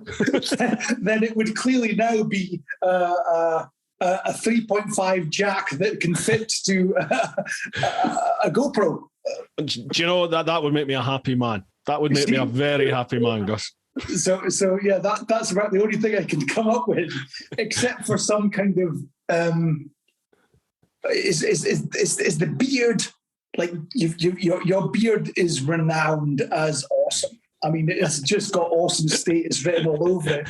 Is there anything that your beard does that you don't want it to do that we could invent that's something for? Cool. It gets a bit annoying. It can get personal quite quickly. Yeah, it does. Yeah. I was going to say, when you put something in your mouth, it gets caught and comes in with it. We'll draw a discreet veil on that. Yeah, I'll settle with the 3.5 audio jack. That'll be good. There you go. Right, last one of the Patreon questions. Are you okay for time, Gus? Because I know we've been awesome. Like an hour and a half. Yeah, no problem at all. Yeah. Last one on Patreon. Jason Smiley. So it's Naked Race Day, and there's only 2 events left. Race 1, full speed lap at Cadwell Park, knee-down speeds, mind you. I will allow gloves, boots, and a brain bucket, but apart from that, naked. Race 2, quarter-mile foot race with my 10-stone Mastiff and a stake tied to your tackle. I'll give you a 20-second head start. You have to pick one, so the real question is, knees or nuts, right? Wow. I mean, this kind of sums up my clan, really, isn't it? A question like that. We've had ones that have made us discuss the meaning of life, spirituality, and is there an all-seeing being out there? And another one, naked racing, knees or nuts. So this one is definitely for you. Because I can only really talk to one element, which is probably I would go with foot race, purely because I would get about 3 yards down the road and fall off my bike. So. Well, I would have to go for the bike race because there's no way I'm out running a dog. Mind you, it would have a look at my nuts and the steak and go, I'll have the steak. Yeah, that's wouldn't even know. Wouldn't even exactly notice my I'm nuts. thinking. The steak is actually doing me a favour. And if it's cold, you definitely won't notice my nuts. If it's up here, it's thinking, you're not going to see my nuts, so it's fine. Yeah, the Mastiff will be all right. I'm not biting that lady. No way. That's exactly. I don't bite ladies, so. Yeah, I think I'll go for the naked foot race as well. Actually. Cheers, Jason. Thank you, Jason. That was good fun. Right, we'll move across to Instagram. But before we do that, we are also sponsored by Ultimate Add-ons. There's a readout for this. Ultimate Add-ons are the premium manufacturer of mobile phone and action camera mounting solutions for motorcycles, with a kit for any bike and a proven track record of creating products that keep your devices safe, secure, and easily accessible. The Ultimate Add-ons product range is ideal for it. For you know this one, folks. If you listen to the podcast, you've heard it. Ultimate Add-ons, they do loads of different mounts, like cases for your phones, all different types of phones. They're waterproof, they're shockproof, they're dustproof. Great little systems. Then once you've bought the actual case for your phone, you then have to get some sort of mount for your specific, well, not for your specific bike, but they do like yoke mounts, you know, the ones that go into the stem on your bike. The one I use personally is something called the Helix. The Helix swivel mount, I think it's called. It's in the pedal cycle section. It's not in the motorbike section, but that is the one I recommend. Been using it for almost 5 years. Not had a single issue with any of the vibrations affecting the camera. I know other people have with other different types of mounts. I've never had one using that. So I'd always go for the Helix strap mount and then whatever case it is you need for your phone. Again, head to ultimateaddons.com, use the code TeapotOne10, so TeapotOne with the number 10, and you'll get 10% off. Right, across to Instagram. So this is at TeapotOne Insta. Right, first question we've got here is Kilted Bushido Builds. How you doing, Al? Hiya, Bruce. My question to both of you. What is the biggest positive that both of you have gained from the negative of the last 2 years? Ooh. So okay, you know Alan, and Alan is very much a very good friend of mine, and nice guy. I get on really well with Alan, and I know where he goes with this. But for me, it is the same thing as we've talked about between us many times before, and that is actually connectivity. So most people have said in shutdown that they found very isolating, whereas I haven't. I've felt more connected to people because you're making more effort with the relationships we've got, and also finding new kinships with people. So my relationship with Alan, for instance, from Bushido Builds, is all developed during lockdown. Yeah. because of the social media, because of all of that. So my biggest positivity is around that friendship, around other people that I know and have built relationships with during that lockdown period. And I see the negative, but I choose to elevate myself towards the positive, which is around more connectivity and more specifically around the people involved and who I've been speaking to and forming friendships with. Yeah.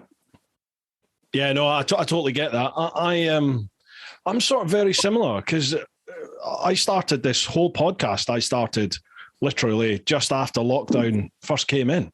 And the podcast has been, I've genuinely missed it. The last couple of months when I've not been doing it, I've missed it because it's quite cathartic having this because you get to chat. And with the greatest respect, we don't really know each other. We know each other via, so we are like chatting away amongst strangers, but you talk about all manner of different things, don't you? You know, you can get quite deep in this and I perhaps have conversations. Absolutely. Yeah. Two trees to divine interventions. Exactly. Yeah.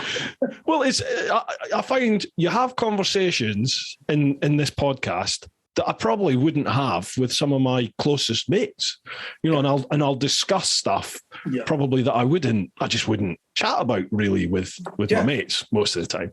Yeah. So I definitely find a positive of lockdown has been, as you said, connecting with lots of other people in a different way than I perhaps normally would have. Yeah. Yeah, absolutely. I think that I totally resonate with that. Yeah, because, and I think it's. Sorry, go on. Apologies, go on. No, it was just that whole kind of because it's different, because we're in that lockdown bubble. Because of that, we're forced to do something different. And that all goes back to psychological kind of inputs of when you're forced to do something else, you choose to do the path of least resistance. But on occasion, you get to have that flourishment moment of, wow, this other thing has come of that consequence because I've had to do it this way. Whereas I've always done it that way over there. But now I'm having to do it this way. And look, oh my goodness me, there's this other world that's opened up to me. And I think that can only come from some type of pain along the way, that you've had to change your perspective or change your view or change the way that you interact with people. And that was lockdown for so many people. And, definitely. That's can be a negative, but also has huge positive upsides to that as well. It's made a lot of people, hasn't it, reprioritize their own lives, what they find as important and what they need to be spending time on in life. Because a lot of people were just work focused. That was everything. Everyone's just chucking. I get to the office as soon as I can, and I'll spend all my time in the office and blah blah blah. What I think, because people have been taken out of that environment and almost rediscovered the joys of having a life, and people have gone, hang on a minute. What? There's things I want to do here. So, and do you feel like there's a flip side of that now? So now that COVID's over, obviously, what's COVID? It seems to have been forgotten about. That's all that shit. But yeah, because that's now, that other side where actually people can return to an office environment, can return to the normal-ish life, whatever that looks like. There's now that resistance against that. There's that kind of thought of going, well, actually, I don't know whether I want to go back to that. That other life that I used to really hold on to is so important. And now, I hear conversations around, certainly the office that I'm in, is that there's difficulty about bringing people back into that environment because of that now awakening to, there's this other life that I can't have now, and I can have actually 2 years. If it was 2 months, it would have been just switch on, switch off, would have been come back to normal. But 2 years, that's a really long time to be in that process of doing something completely different. And then, hang on a second. That's actually, there's a benefit from that. And there's, life will never, from my perspective, life may not ever return to pre-COVID conditions for a lot of people. Exactly, and as you said, because it's been 2 years, companies put in practices and processes to allow people to function in a work capability, a work environment, so people are able to do their job that they used to do from home, remotely, or maybe only doing 1 or 2 days. My wife's a prime example. She's a copper in London, but she actually works from home now because she's moved to an office environment, and they suddenly went, well, you can't be in the office because of COVID, so you'll have to work remotely at home. And now all of a sudden the job's gone, oh, well, you can do this job at home, right? That frees up a little bit of office space, which we can turn into lockers and give people more room within the building. So it's like she doesn't have an office to go back to anymore. And she loves it. She's absolutely loving it because she's working from home. And as long as the work is done, there's no argument there, is there? So it's interesting to see what happens. Will there be the mass exodus back into the cities? I don't know. We'll have to wait and see, really. Yeah. TBC. Yeah, good question. Al, thank you. It was. Oh, and his next question: tatty scone or square or both? So tatty scone, square sausage, or both? You just won't catch me with a tatty scone anywhere near my being.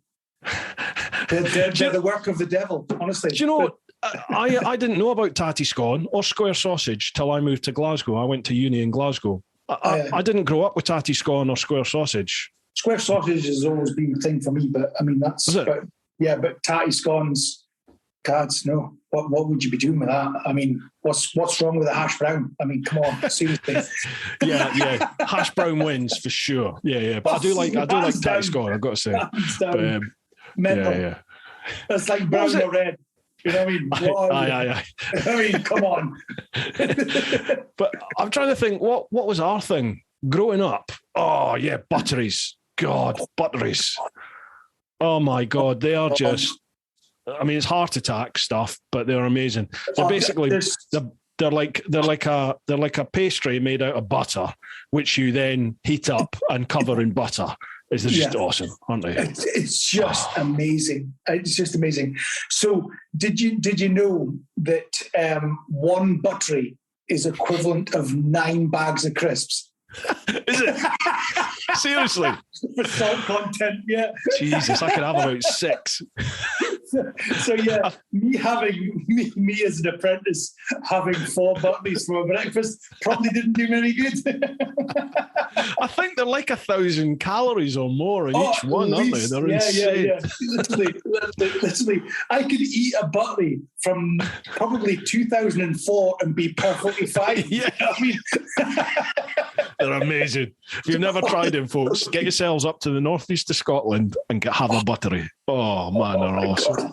The crispier, the better. Oh God, I'm so hungry now. Jesus, I'm hungry. So good. Right, cheers to that, Al. Next one. There we go. Remotorcycles, Struan. Awesome. Look forward to that. Can you ask, where do the ideas and vision for the builds come from? Well, we kind of covered that. And also ask why he's a piece of shit. Yeah, Struan's a knob. He's a dickhead, and I don't like him very much. He is one strong beast of a man. Have you seen his videos? Yeah. Jesus, suffering. That boy lifts some weight. He does like his weights. So yeah, I think we've covered some of that question already around, usually it's a functional piece, but Struan's been to the workshop a few times now because we just live very local to each other. Okay. There's only a few miles of difference between us, so he's been to the workshop a few times, and he's had a good introduction to lathe work, mill work, and I think he wants a shot of a welder next. But I said to him, it's beyond you, mate. Don't worry about it, because he literally can't weld for shit. I mean, your two sort of studios, your workshops, couldn't be more opposite. Because I mean, he literally builds in an outbuilding, innit? A stone outbuilding. And his workshop is at a single garage, a stone built single garage, and his gym is literally a stone shack. Yeah, it's just with timber. It's like the most grimy, grungy sort of back street kind of gym. It looks like it should have some cows and pigs in the corner. Because he likes all of that really soft metal stuff that he plays all the time. That really kind of airy-fairy crap. Death to the world. He loves all that stuff, but that just fits in with that whole kind of. Yours look like a professional sort of TV studio now. It looks amazing. You'll get up. Well, no, come on. Oh, it does, man. It looks amazing. It looks brilliant. But yeah, Struan, I often tease Struan about his lack of ability to weld. He works offshore as well, doesn't he? He's in the oil. Yeah, he's in the oil. Yeah, he's he works in extended rotation. He's currently offshore just now. Right. Yeah. He won't have internet connection, so this will come through in like 3 3. So it'll come like as a bit beat from him. So it'll be like because his connection is so bad offshore. Say what you like, then. Say what you like. Yeah, that's exactly what I'm doing right now. Yeah. Fuck you. Right, cheers for that, Struan. Next one, Bungie HRMV. Bruce, loving the podcast as always and really enjoy being jealous of Gus's builds on his Insta story. Me too. My question to Gus is, have you planned a new wood-based build with a hidden built-in hollow section, which you're going to fill with fecal matter so that when the inconsiderate prick at US Customs go randomly drilling, they literally end up in the shit? Right, what's the story here? I've missed this one. So I did a charity raffle in memory of my friend Laura. Who committed suicide. Part of the prize fund was a mallet made by James over at #Woodworking, and James makes stunning mallets out of the rarest of rare woods, materials, and all this stuff. So he gave me a mallet, his very first square-headed mallet, which is Nicaraguan Coca-Cola head with an ironwood handle with a bronze transition. This thing is just like, if you're into mallets and if you're into woodworking, this is like, wet dream territory. It's like, wow, this is amazing. So Lindsay Creative over in the States won this as part of the raffle, and I sent it off to her, and she received it with holes drilled through it, because what? So it transpires that we think that the US Customs, to find out that it wasn't containing drugs, drilled with a drill right the way through the center of both the mallet head and the handle in two different places and completely ruined the whole piece. So has completely fucked the mallet, completely. I mean, ruined it, completely trashed it. So that it's a horrible thing. It's really horrible because so much time, love, and support have gone into the actual event. Not only making that mallet, so James, it was his very first square-headed mallet he ever made. He put it up for this raffle. Lindsay had never won anything before. Has followed James for a very long time, and myself, and this whole thing is just now totally unwound, and it's horrendous. And now we're in this horrible battle with parcels to go. Who are doing everything in their powers not to pay out on their insurance. So I insured the whole package from end to end, and they're just now, they're becoming so obstructive with trying not to pay the insurance. Means that James is going to make another mallet and send it to Lindsay, but it's the whole story. But the beautiful thing, so I'm going to end on a beautiful thing here.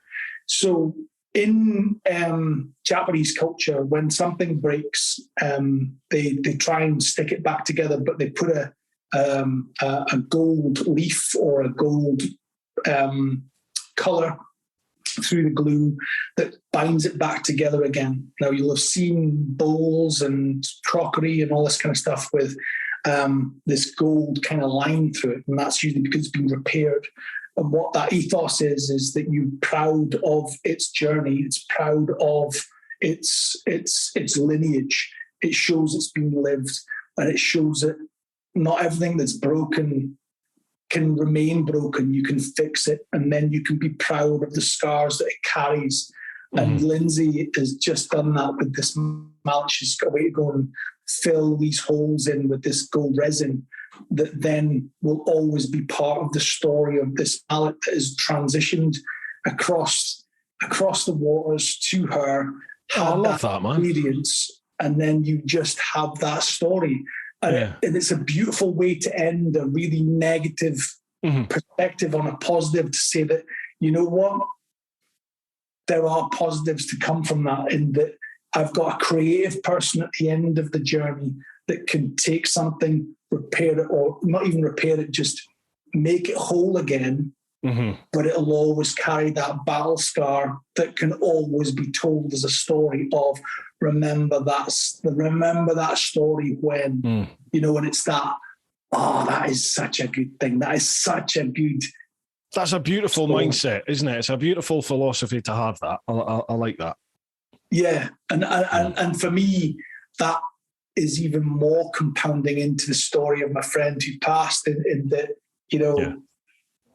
whenever that story is told, it'll always go back to the charity raffle that was won in that brings it back to my friend, and it's just like, that brings me great joy. That brings me great joy. But parcels to go can get fucked, essentially, is what I'm saying.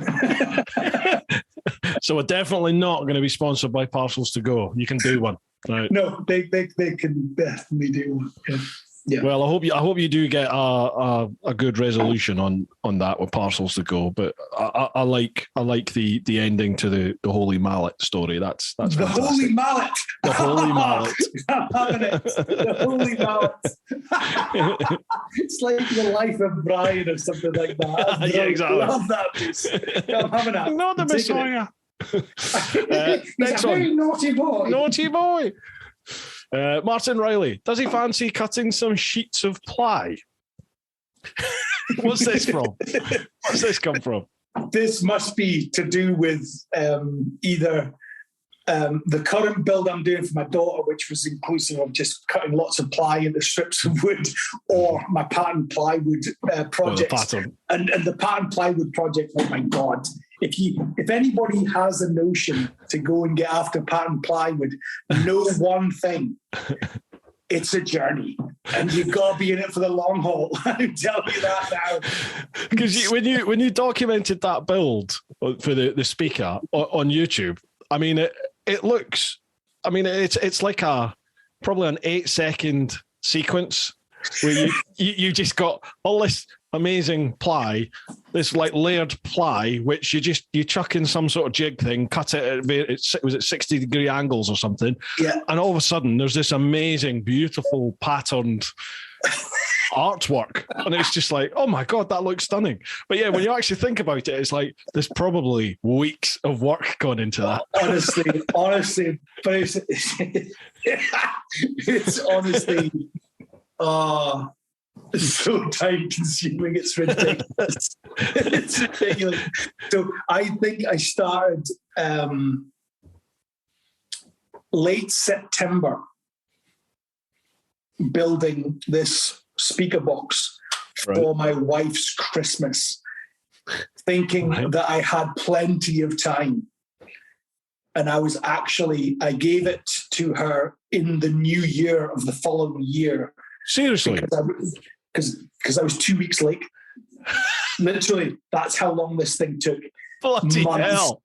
And this wasn't like, an hour here, an hour there. This was like every weekend for months, solid nights, evenings. It was just all consuming. It was just mental. But yeah, it's just what you do.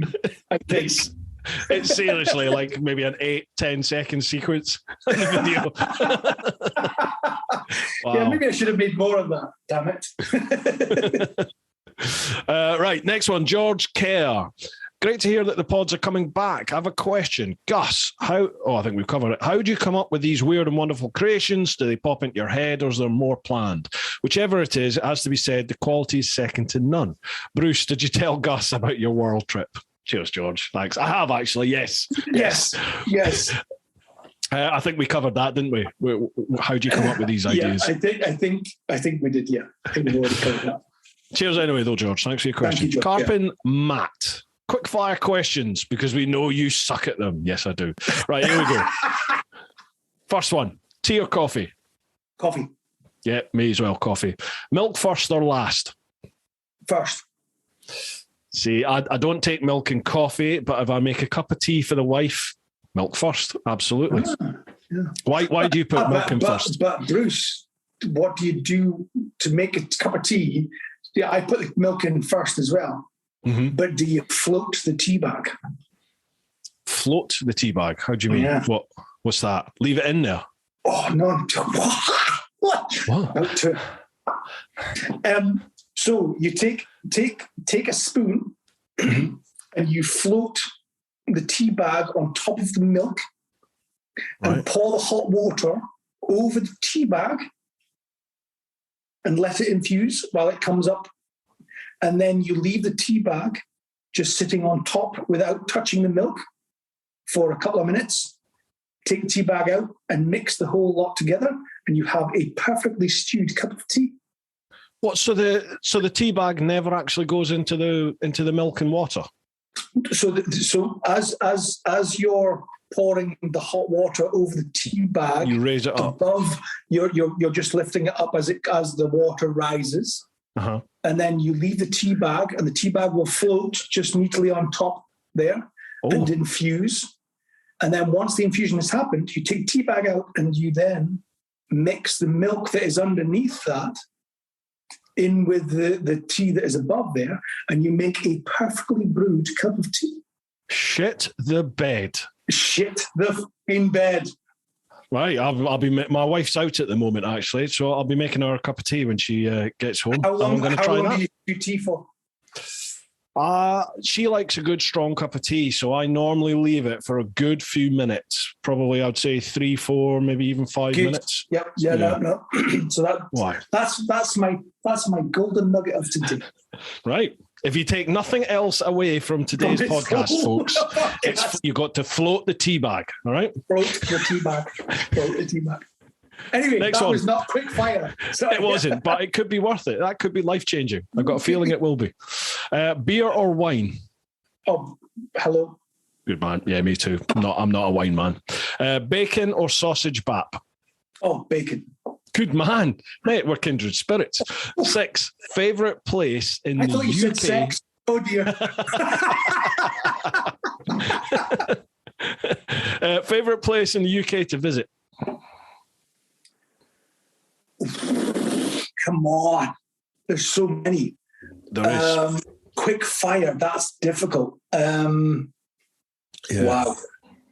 Favorite place. So I probably have to go back to the lakes, the Lake District in general, Cumbria type.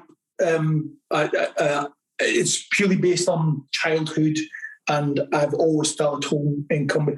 But west coast of Scotland. Yeah. I was going to say Glencoe. Yeah, Glencoe is beautiful. There's something about Glencoe. Just, I don't know. I feel at home there. It's weird. I don't know why, but I do. Yeah, so I think I feel the same about the Lake District. I feel at home in the Lake District. Purely, I think that harks back to my childhood. But I love Glencoe as well. Just anywhere west coast of Scotland is just bonkers, beautiful, stunning. It's so different, isn't it? The east, like especially where you are, the northeast of Scotland, Grampian up there, it is so different to the west of Scotland. Oh, yeah. They're like polar opposites, aren't they? They are. Yeah. But you look at Wales versus Norfolk. Yeah. Opposite sides of the country. It's two different worlds. You Absolutely. Know what I mean? You know what I mean? So it's two different languages. Definitely two different languages. Yeah, for sure. Mm-hmm. But I think that's just west-east coast kind of territory, all the way up that ridgeline. Basically, circumnavigates that east-west profile anyway, and you look at that across any part of the country really, and you look at that west coast versus east coast demographic and also geological footprint, and it's completely different, you know. Yeah, but it's even like Glasgow and Edinburgh, they're only 40 miles apart. You know, they're literal neighbours, aren't they? But polar opposites, like totally opposites. Totally. Glasgow and Edinburgh, they're so different. Yeah. And it's people and the accents and culture, the culture, the look. The feel of the place. Jail? The jails are definitely different. Well, I wouldn't know. Yeah. Whatever. Right, cheers for that one, Matt. Next one, Camo Customs. Bruce, can you ask the legend that is Man Cave Makings? Now that Jim Goodwin is Aberdeen manager, does Gus get stopped in the street and ask for autographs? Also, has Aberdeen FC been in touch to employ his services as a looky-likey? Now, I have no knowledge of football in the slightest, so I'm taking you look like him, do you? Well, so Ross from Camo Customs, as soon as I think Aberdeen appointed him as the manager, was right on to me saying, I didn't know that you were into football. So I've had a few people that says that Jim Goodwin looks like me. I don't see it. I'm Googling it as we speak. He is a little bit more handsome than I am. I will concede to that. And probably a little bit younger as well. But, yes. So, yeah. Twat. Honestly. How much had he been drinking when he came up with this? Yeah. No, Ross, probably quite a lot, to be fair. You're distinguished in the hair department. You've both got grey hair. Yeah, and a grey beard. We've got some kind of goatee beard going on. Yeah. But I've got to look less tired. You got to take the smile off your face. Scowl. You got to scowl. Oh, yeah, okay, there. If you look angry, you look a wee bit like him. I've kind of got to get a bit angry. Anyway, so, yeah. Ross, I love you, but fuck you. Right, that's all the questions on Instagram. We'll go. I think there's only one over on Facebook, from what I remember. There's lots of people saying they were looking forward to it. Before we do that, it's not a sponsor shout out. Well, it is in a kind of way, but this is just from me. This is to everybody over in the clan, over on Patreon. I know it's not everyone's cup of tea, but without you people who choose to support the main TeapotOne channel and a podcast over on Patreon. Without your support, I simply couldn't do this. Certainly couldn't do it full time for sure. So a heartfelt thank you from me, and your questions, which everybody at the clan gives me every single week for every single podcast. They've become the mainstay of the podcast. Really, I think that's what sets this podcast out from a lot of the other ones out there, is the engagement from all you folks. So thank you very much. And that goes to everybody across all the socials, actually, who bothers to leave a question. Thank you very much for doing it. Right. I better leave a little link in there. If you want to join the clan, head to patreon.com, patreon.com/TeapotOne. And it's from like $1 a month, basically, you can join from. But it's up to you. You don't need to. Right. Across to Facebook. And I think there was just lots of people saying they were looking forward to you coming on. I think the only question was Lee Vigor, who's actually coming on the podcast. Might be next week or the week after. When's Lee coming on? Let me have a look. Oh, in a couple of weeks, Lee's coming on. He has a channel called Buddy the Biker Dog. But he used to be, in fact, I think he still is. He's a professional motorcycle test rider. So he's coming on for a chat. Lee's... I mean, what a job! What a job title! What do you do? I'm a professional motorcycle. Basically a stuntman. Yeah. Lee's question: what's the one thing you've made for someone else that blew your socks off so much you wished you'd kept it for yourself?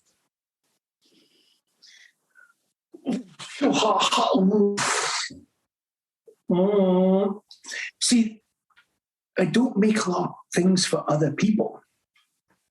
I tend to make a lot of things for myself and for the family and things like that.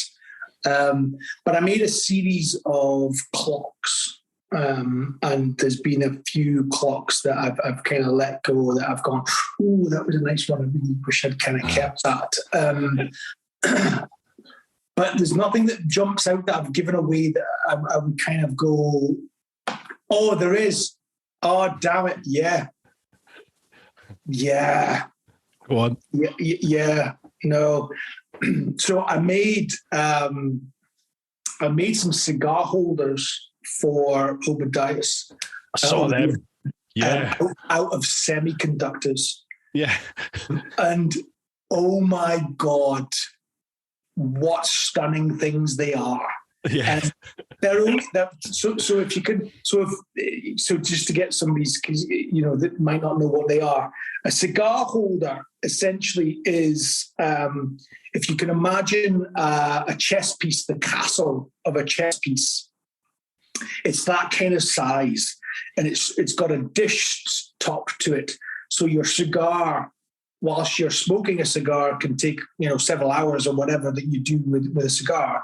And what you do is essentially you just put it on this holder over an ashtray, and you can come back to it and either light it again or whatever. But these cigar holders are kind of like, that you can get them out of all sorts of materials. They're usually out of plastic, but so Obadiah said to me that could you make them if I send you some of this semiconductor? Now, semiconductors are made from copper, and I can't remember that it's Edonium or something. I can't remember the metal, but it's rods that go through it. So they've got this like pattern in them, and I turn these down almost like chess pieces, and they're beautiful. Just oof.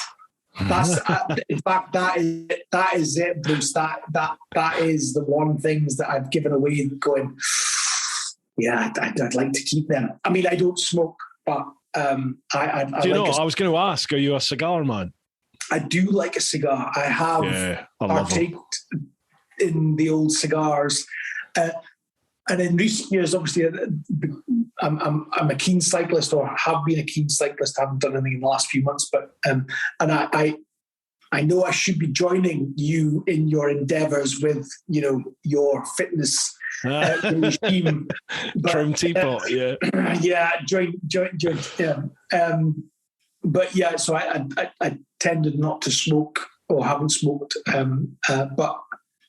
Yeah, I do like a cigar, but these cigar holders were definitely ones that I've given away that have gone, oh yeah, they're tasty. They are sexy things. But holy shit, I'm telling you, the story that I put up about, these are awesome, this is how I made it, blah, blah, blah, blah, didn't kind of go into the backstory of how awkward working with the material was, and the amount of time that's spent up polishing them and trying to get them to run true on the lathe. It was quite a lot of work, but yeah, I think that would be the one thing. I remember seeing that in your Insta stories and thinking, cigar holder, what's that? I haven't got one of them. Don't get me wrong, I'm not a prolific cigar smoker. I probably have maybe half a dozen cigars a year, maybe. I'll smoke if I'm having a barbecue outside, I'll have one, or if we're at a wedding, I'll have one. Like an event, I'll have a cigar maybe.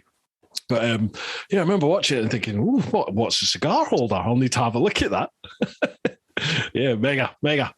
I was going to ask you something there. Something popped into my head as we were chatting. What was it? Alex, this is where I can't help you. I've had way too many knocks on the head over the years, and my memory is horrendous. So I've always got a bit of paper and a pen next to me because I have to note stuff down, and if I don't, it's gone. Yeah, just writing stuff down. I can't think of it, Gus. Sorry. Those materials, some of the exotic materials. So I've made some pens. So I make. Everybody will understand what a Bic pen is. Yeah. I've always loved Bic pens, not for the pen itself, but for the way that the pen feels in your hand, the geometry of it. So because that was another one you did, wasn't it? That's popped into my head as well. Yeah, sorry. Go on. Sorry. So the geometry of a Bic pen is that because it's got that hex, because it's got flat sides to it, you play with it in your hand all the time because it's that flick over of the flat side to the sharp, to the flat, to the sharp that you want to play with.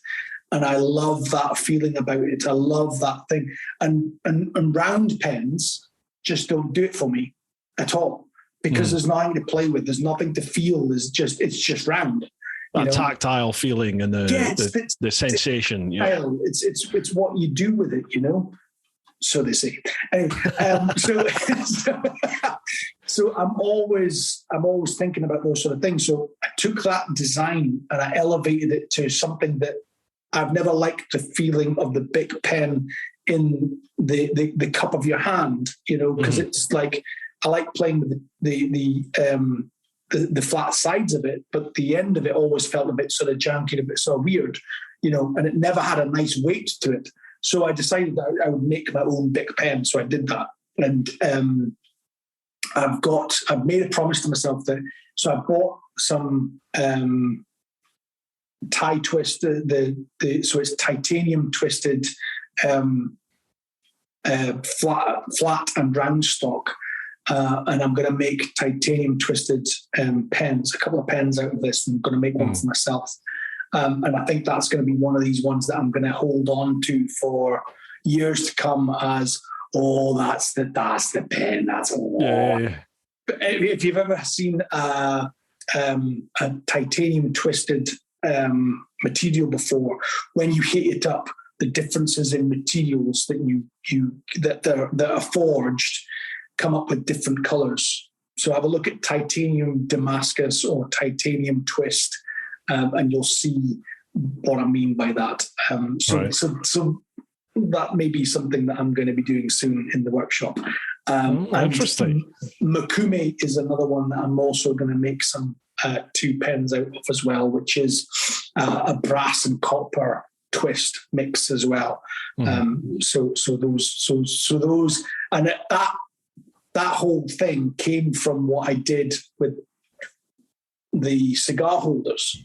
Was I wanted to get into some sexy material, because just made out of steel or aluminium, it's fine, but it's just one sort of thing. But then I made these 2 cigar holders, and I'm like, oh my God, they're just beautiful things to look at and feel and touch. So that's where this idea of me coming, full circle and getting some more kind of more exotic materials, and then applying that to making a pen, So that's what I'm going to do. But cool. I've got a long list of stuff that I need to make. Apologies, mate. The dog's whining out there. I think she's discovered the cat. Well, I've actually the kitchen door here is shut, and I can hear the cat on the other side giving it. Oh yeah. I need to go for my nightly ablutions. Like that. Right, well, that's probably a good point to end the podcast, mate, because she will, now she's making noises, she's start getting loud. Dude, before we call it quits, is there anyone you want to give a shout out to? Is there anything you want to plug? Feel free, stage is yours. Well, I don't plug very many things because it's just, so if you want to come and join in my content, then jump over to Instagram. It's where I do most of my content. So Man Cave Makings is the Instagram and YouTube. I'm not on Facebook, but the Instagram is where I'm at. Shout outs are always weird and wonderful because I just value, so if anybody interacts with me, I take great value from that. So if you leave a comment, if you leave some kind of comment, you're likely to hear from me because I feel that's part of this process, you know. So if you want to interact, that's what I'm about. So I really enjoy it. So thank you for inviting me on the podcast. I know this isn't really the sort of, where the podcast usually is, but for me, I really appreciate being asked on, and thank you for that opportunity. It's been great. I've really liked the conversation. It's been such fun tonight. I've had a massive boost from it, so really appreciate it. Me too, mate. And like I said to you when I said to you about coming on, this podcast isn't. It's not just exclusively about motorbikes or adventure travel or anything like that. It's this whole thing is about my live your life mantra. I want people on who are interested and they've got a story. Do you know what I mean? And they've got a passion for whatever it is, anything. So I saw you came on my radar. I saw what you were doing, and it was like, you're going to be an interesting chat to. I want you on. So thank you very much for coming on. Much appreciated. Thank you, Bruce. I really appreciate it, pal. Thank you. Folks, I will... Your audience for giving some amazing... So your Patreon, I mean, I was like, holy shit, if this is the very first question you popped up, I was like, holy crap, if this is the level I'm at, I'm in trouble. I'm like, boosted straight from the get-go. It's a bit of a curse on Patreon because it's almost like every week somebody will post a question which tends to push it that little bit further, so everyone takes it as a challenge and they're like, right, how can we outdo the next one? So you never really know what you're going to get. So kudos to all those guys. Kudos. I always specifically try not to pre-read any of the questions. Sometimes, especially on like Instagram and Facebook, you can't help but have a quick scout through questions beforehand. Yeah. But on Patreon, I tend not to even look at the post until the start of the podcast, just so I get a genuine reaction as well, same as you. Yeah. So you never really know what you're going to get. Right, the dog is just flowing down the stairs chasing the cat, so I better go and separate them. Gus, thanks so much for coming on, mate. Folks, if you've enjoyed what you've heard and seen tonight, I will leave links for Gus's Instagram and also the YouTube channel. So if you're listening to the podcast, check out the show notes. If you're watching the video, then check out the vid description down below and there'll be links there. So make sure you give them a follow and a subscribe and all the rest of it. Gus, thanks so much for coming on, man. I really do appreciate you coming on. It's been an absolute pleasure chatting with you. And I look forward to seeing what other beautiful creations you come up with. Thank you. Really appreciate it. All right, dude. Keep in touch, and hopefully, if I ever get up that neck of the woods, I'll give you a shout, and we'll have a beer. Oh yeah, absolutely. Top man. You look after yourself, mate. All right. Absolute pleasure. Cheers, pal. Bye-bye. Bye.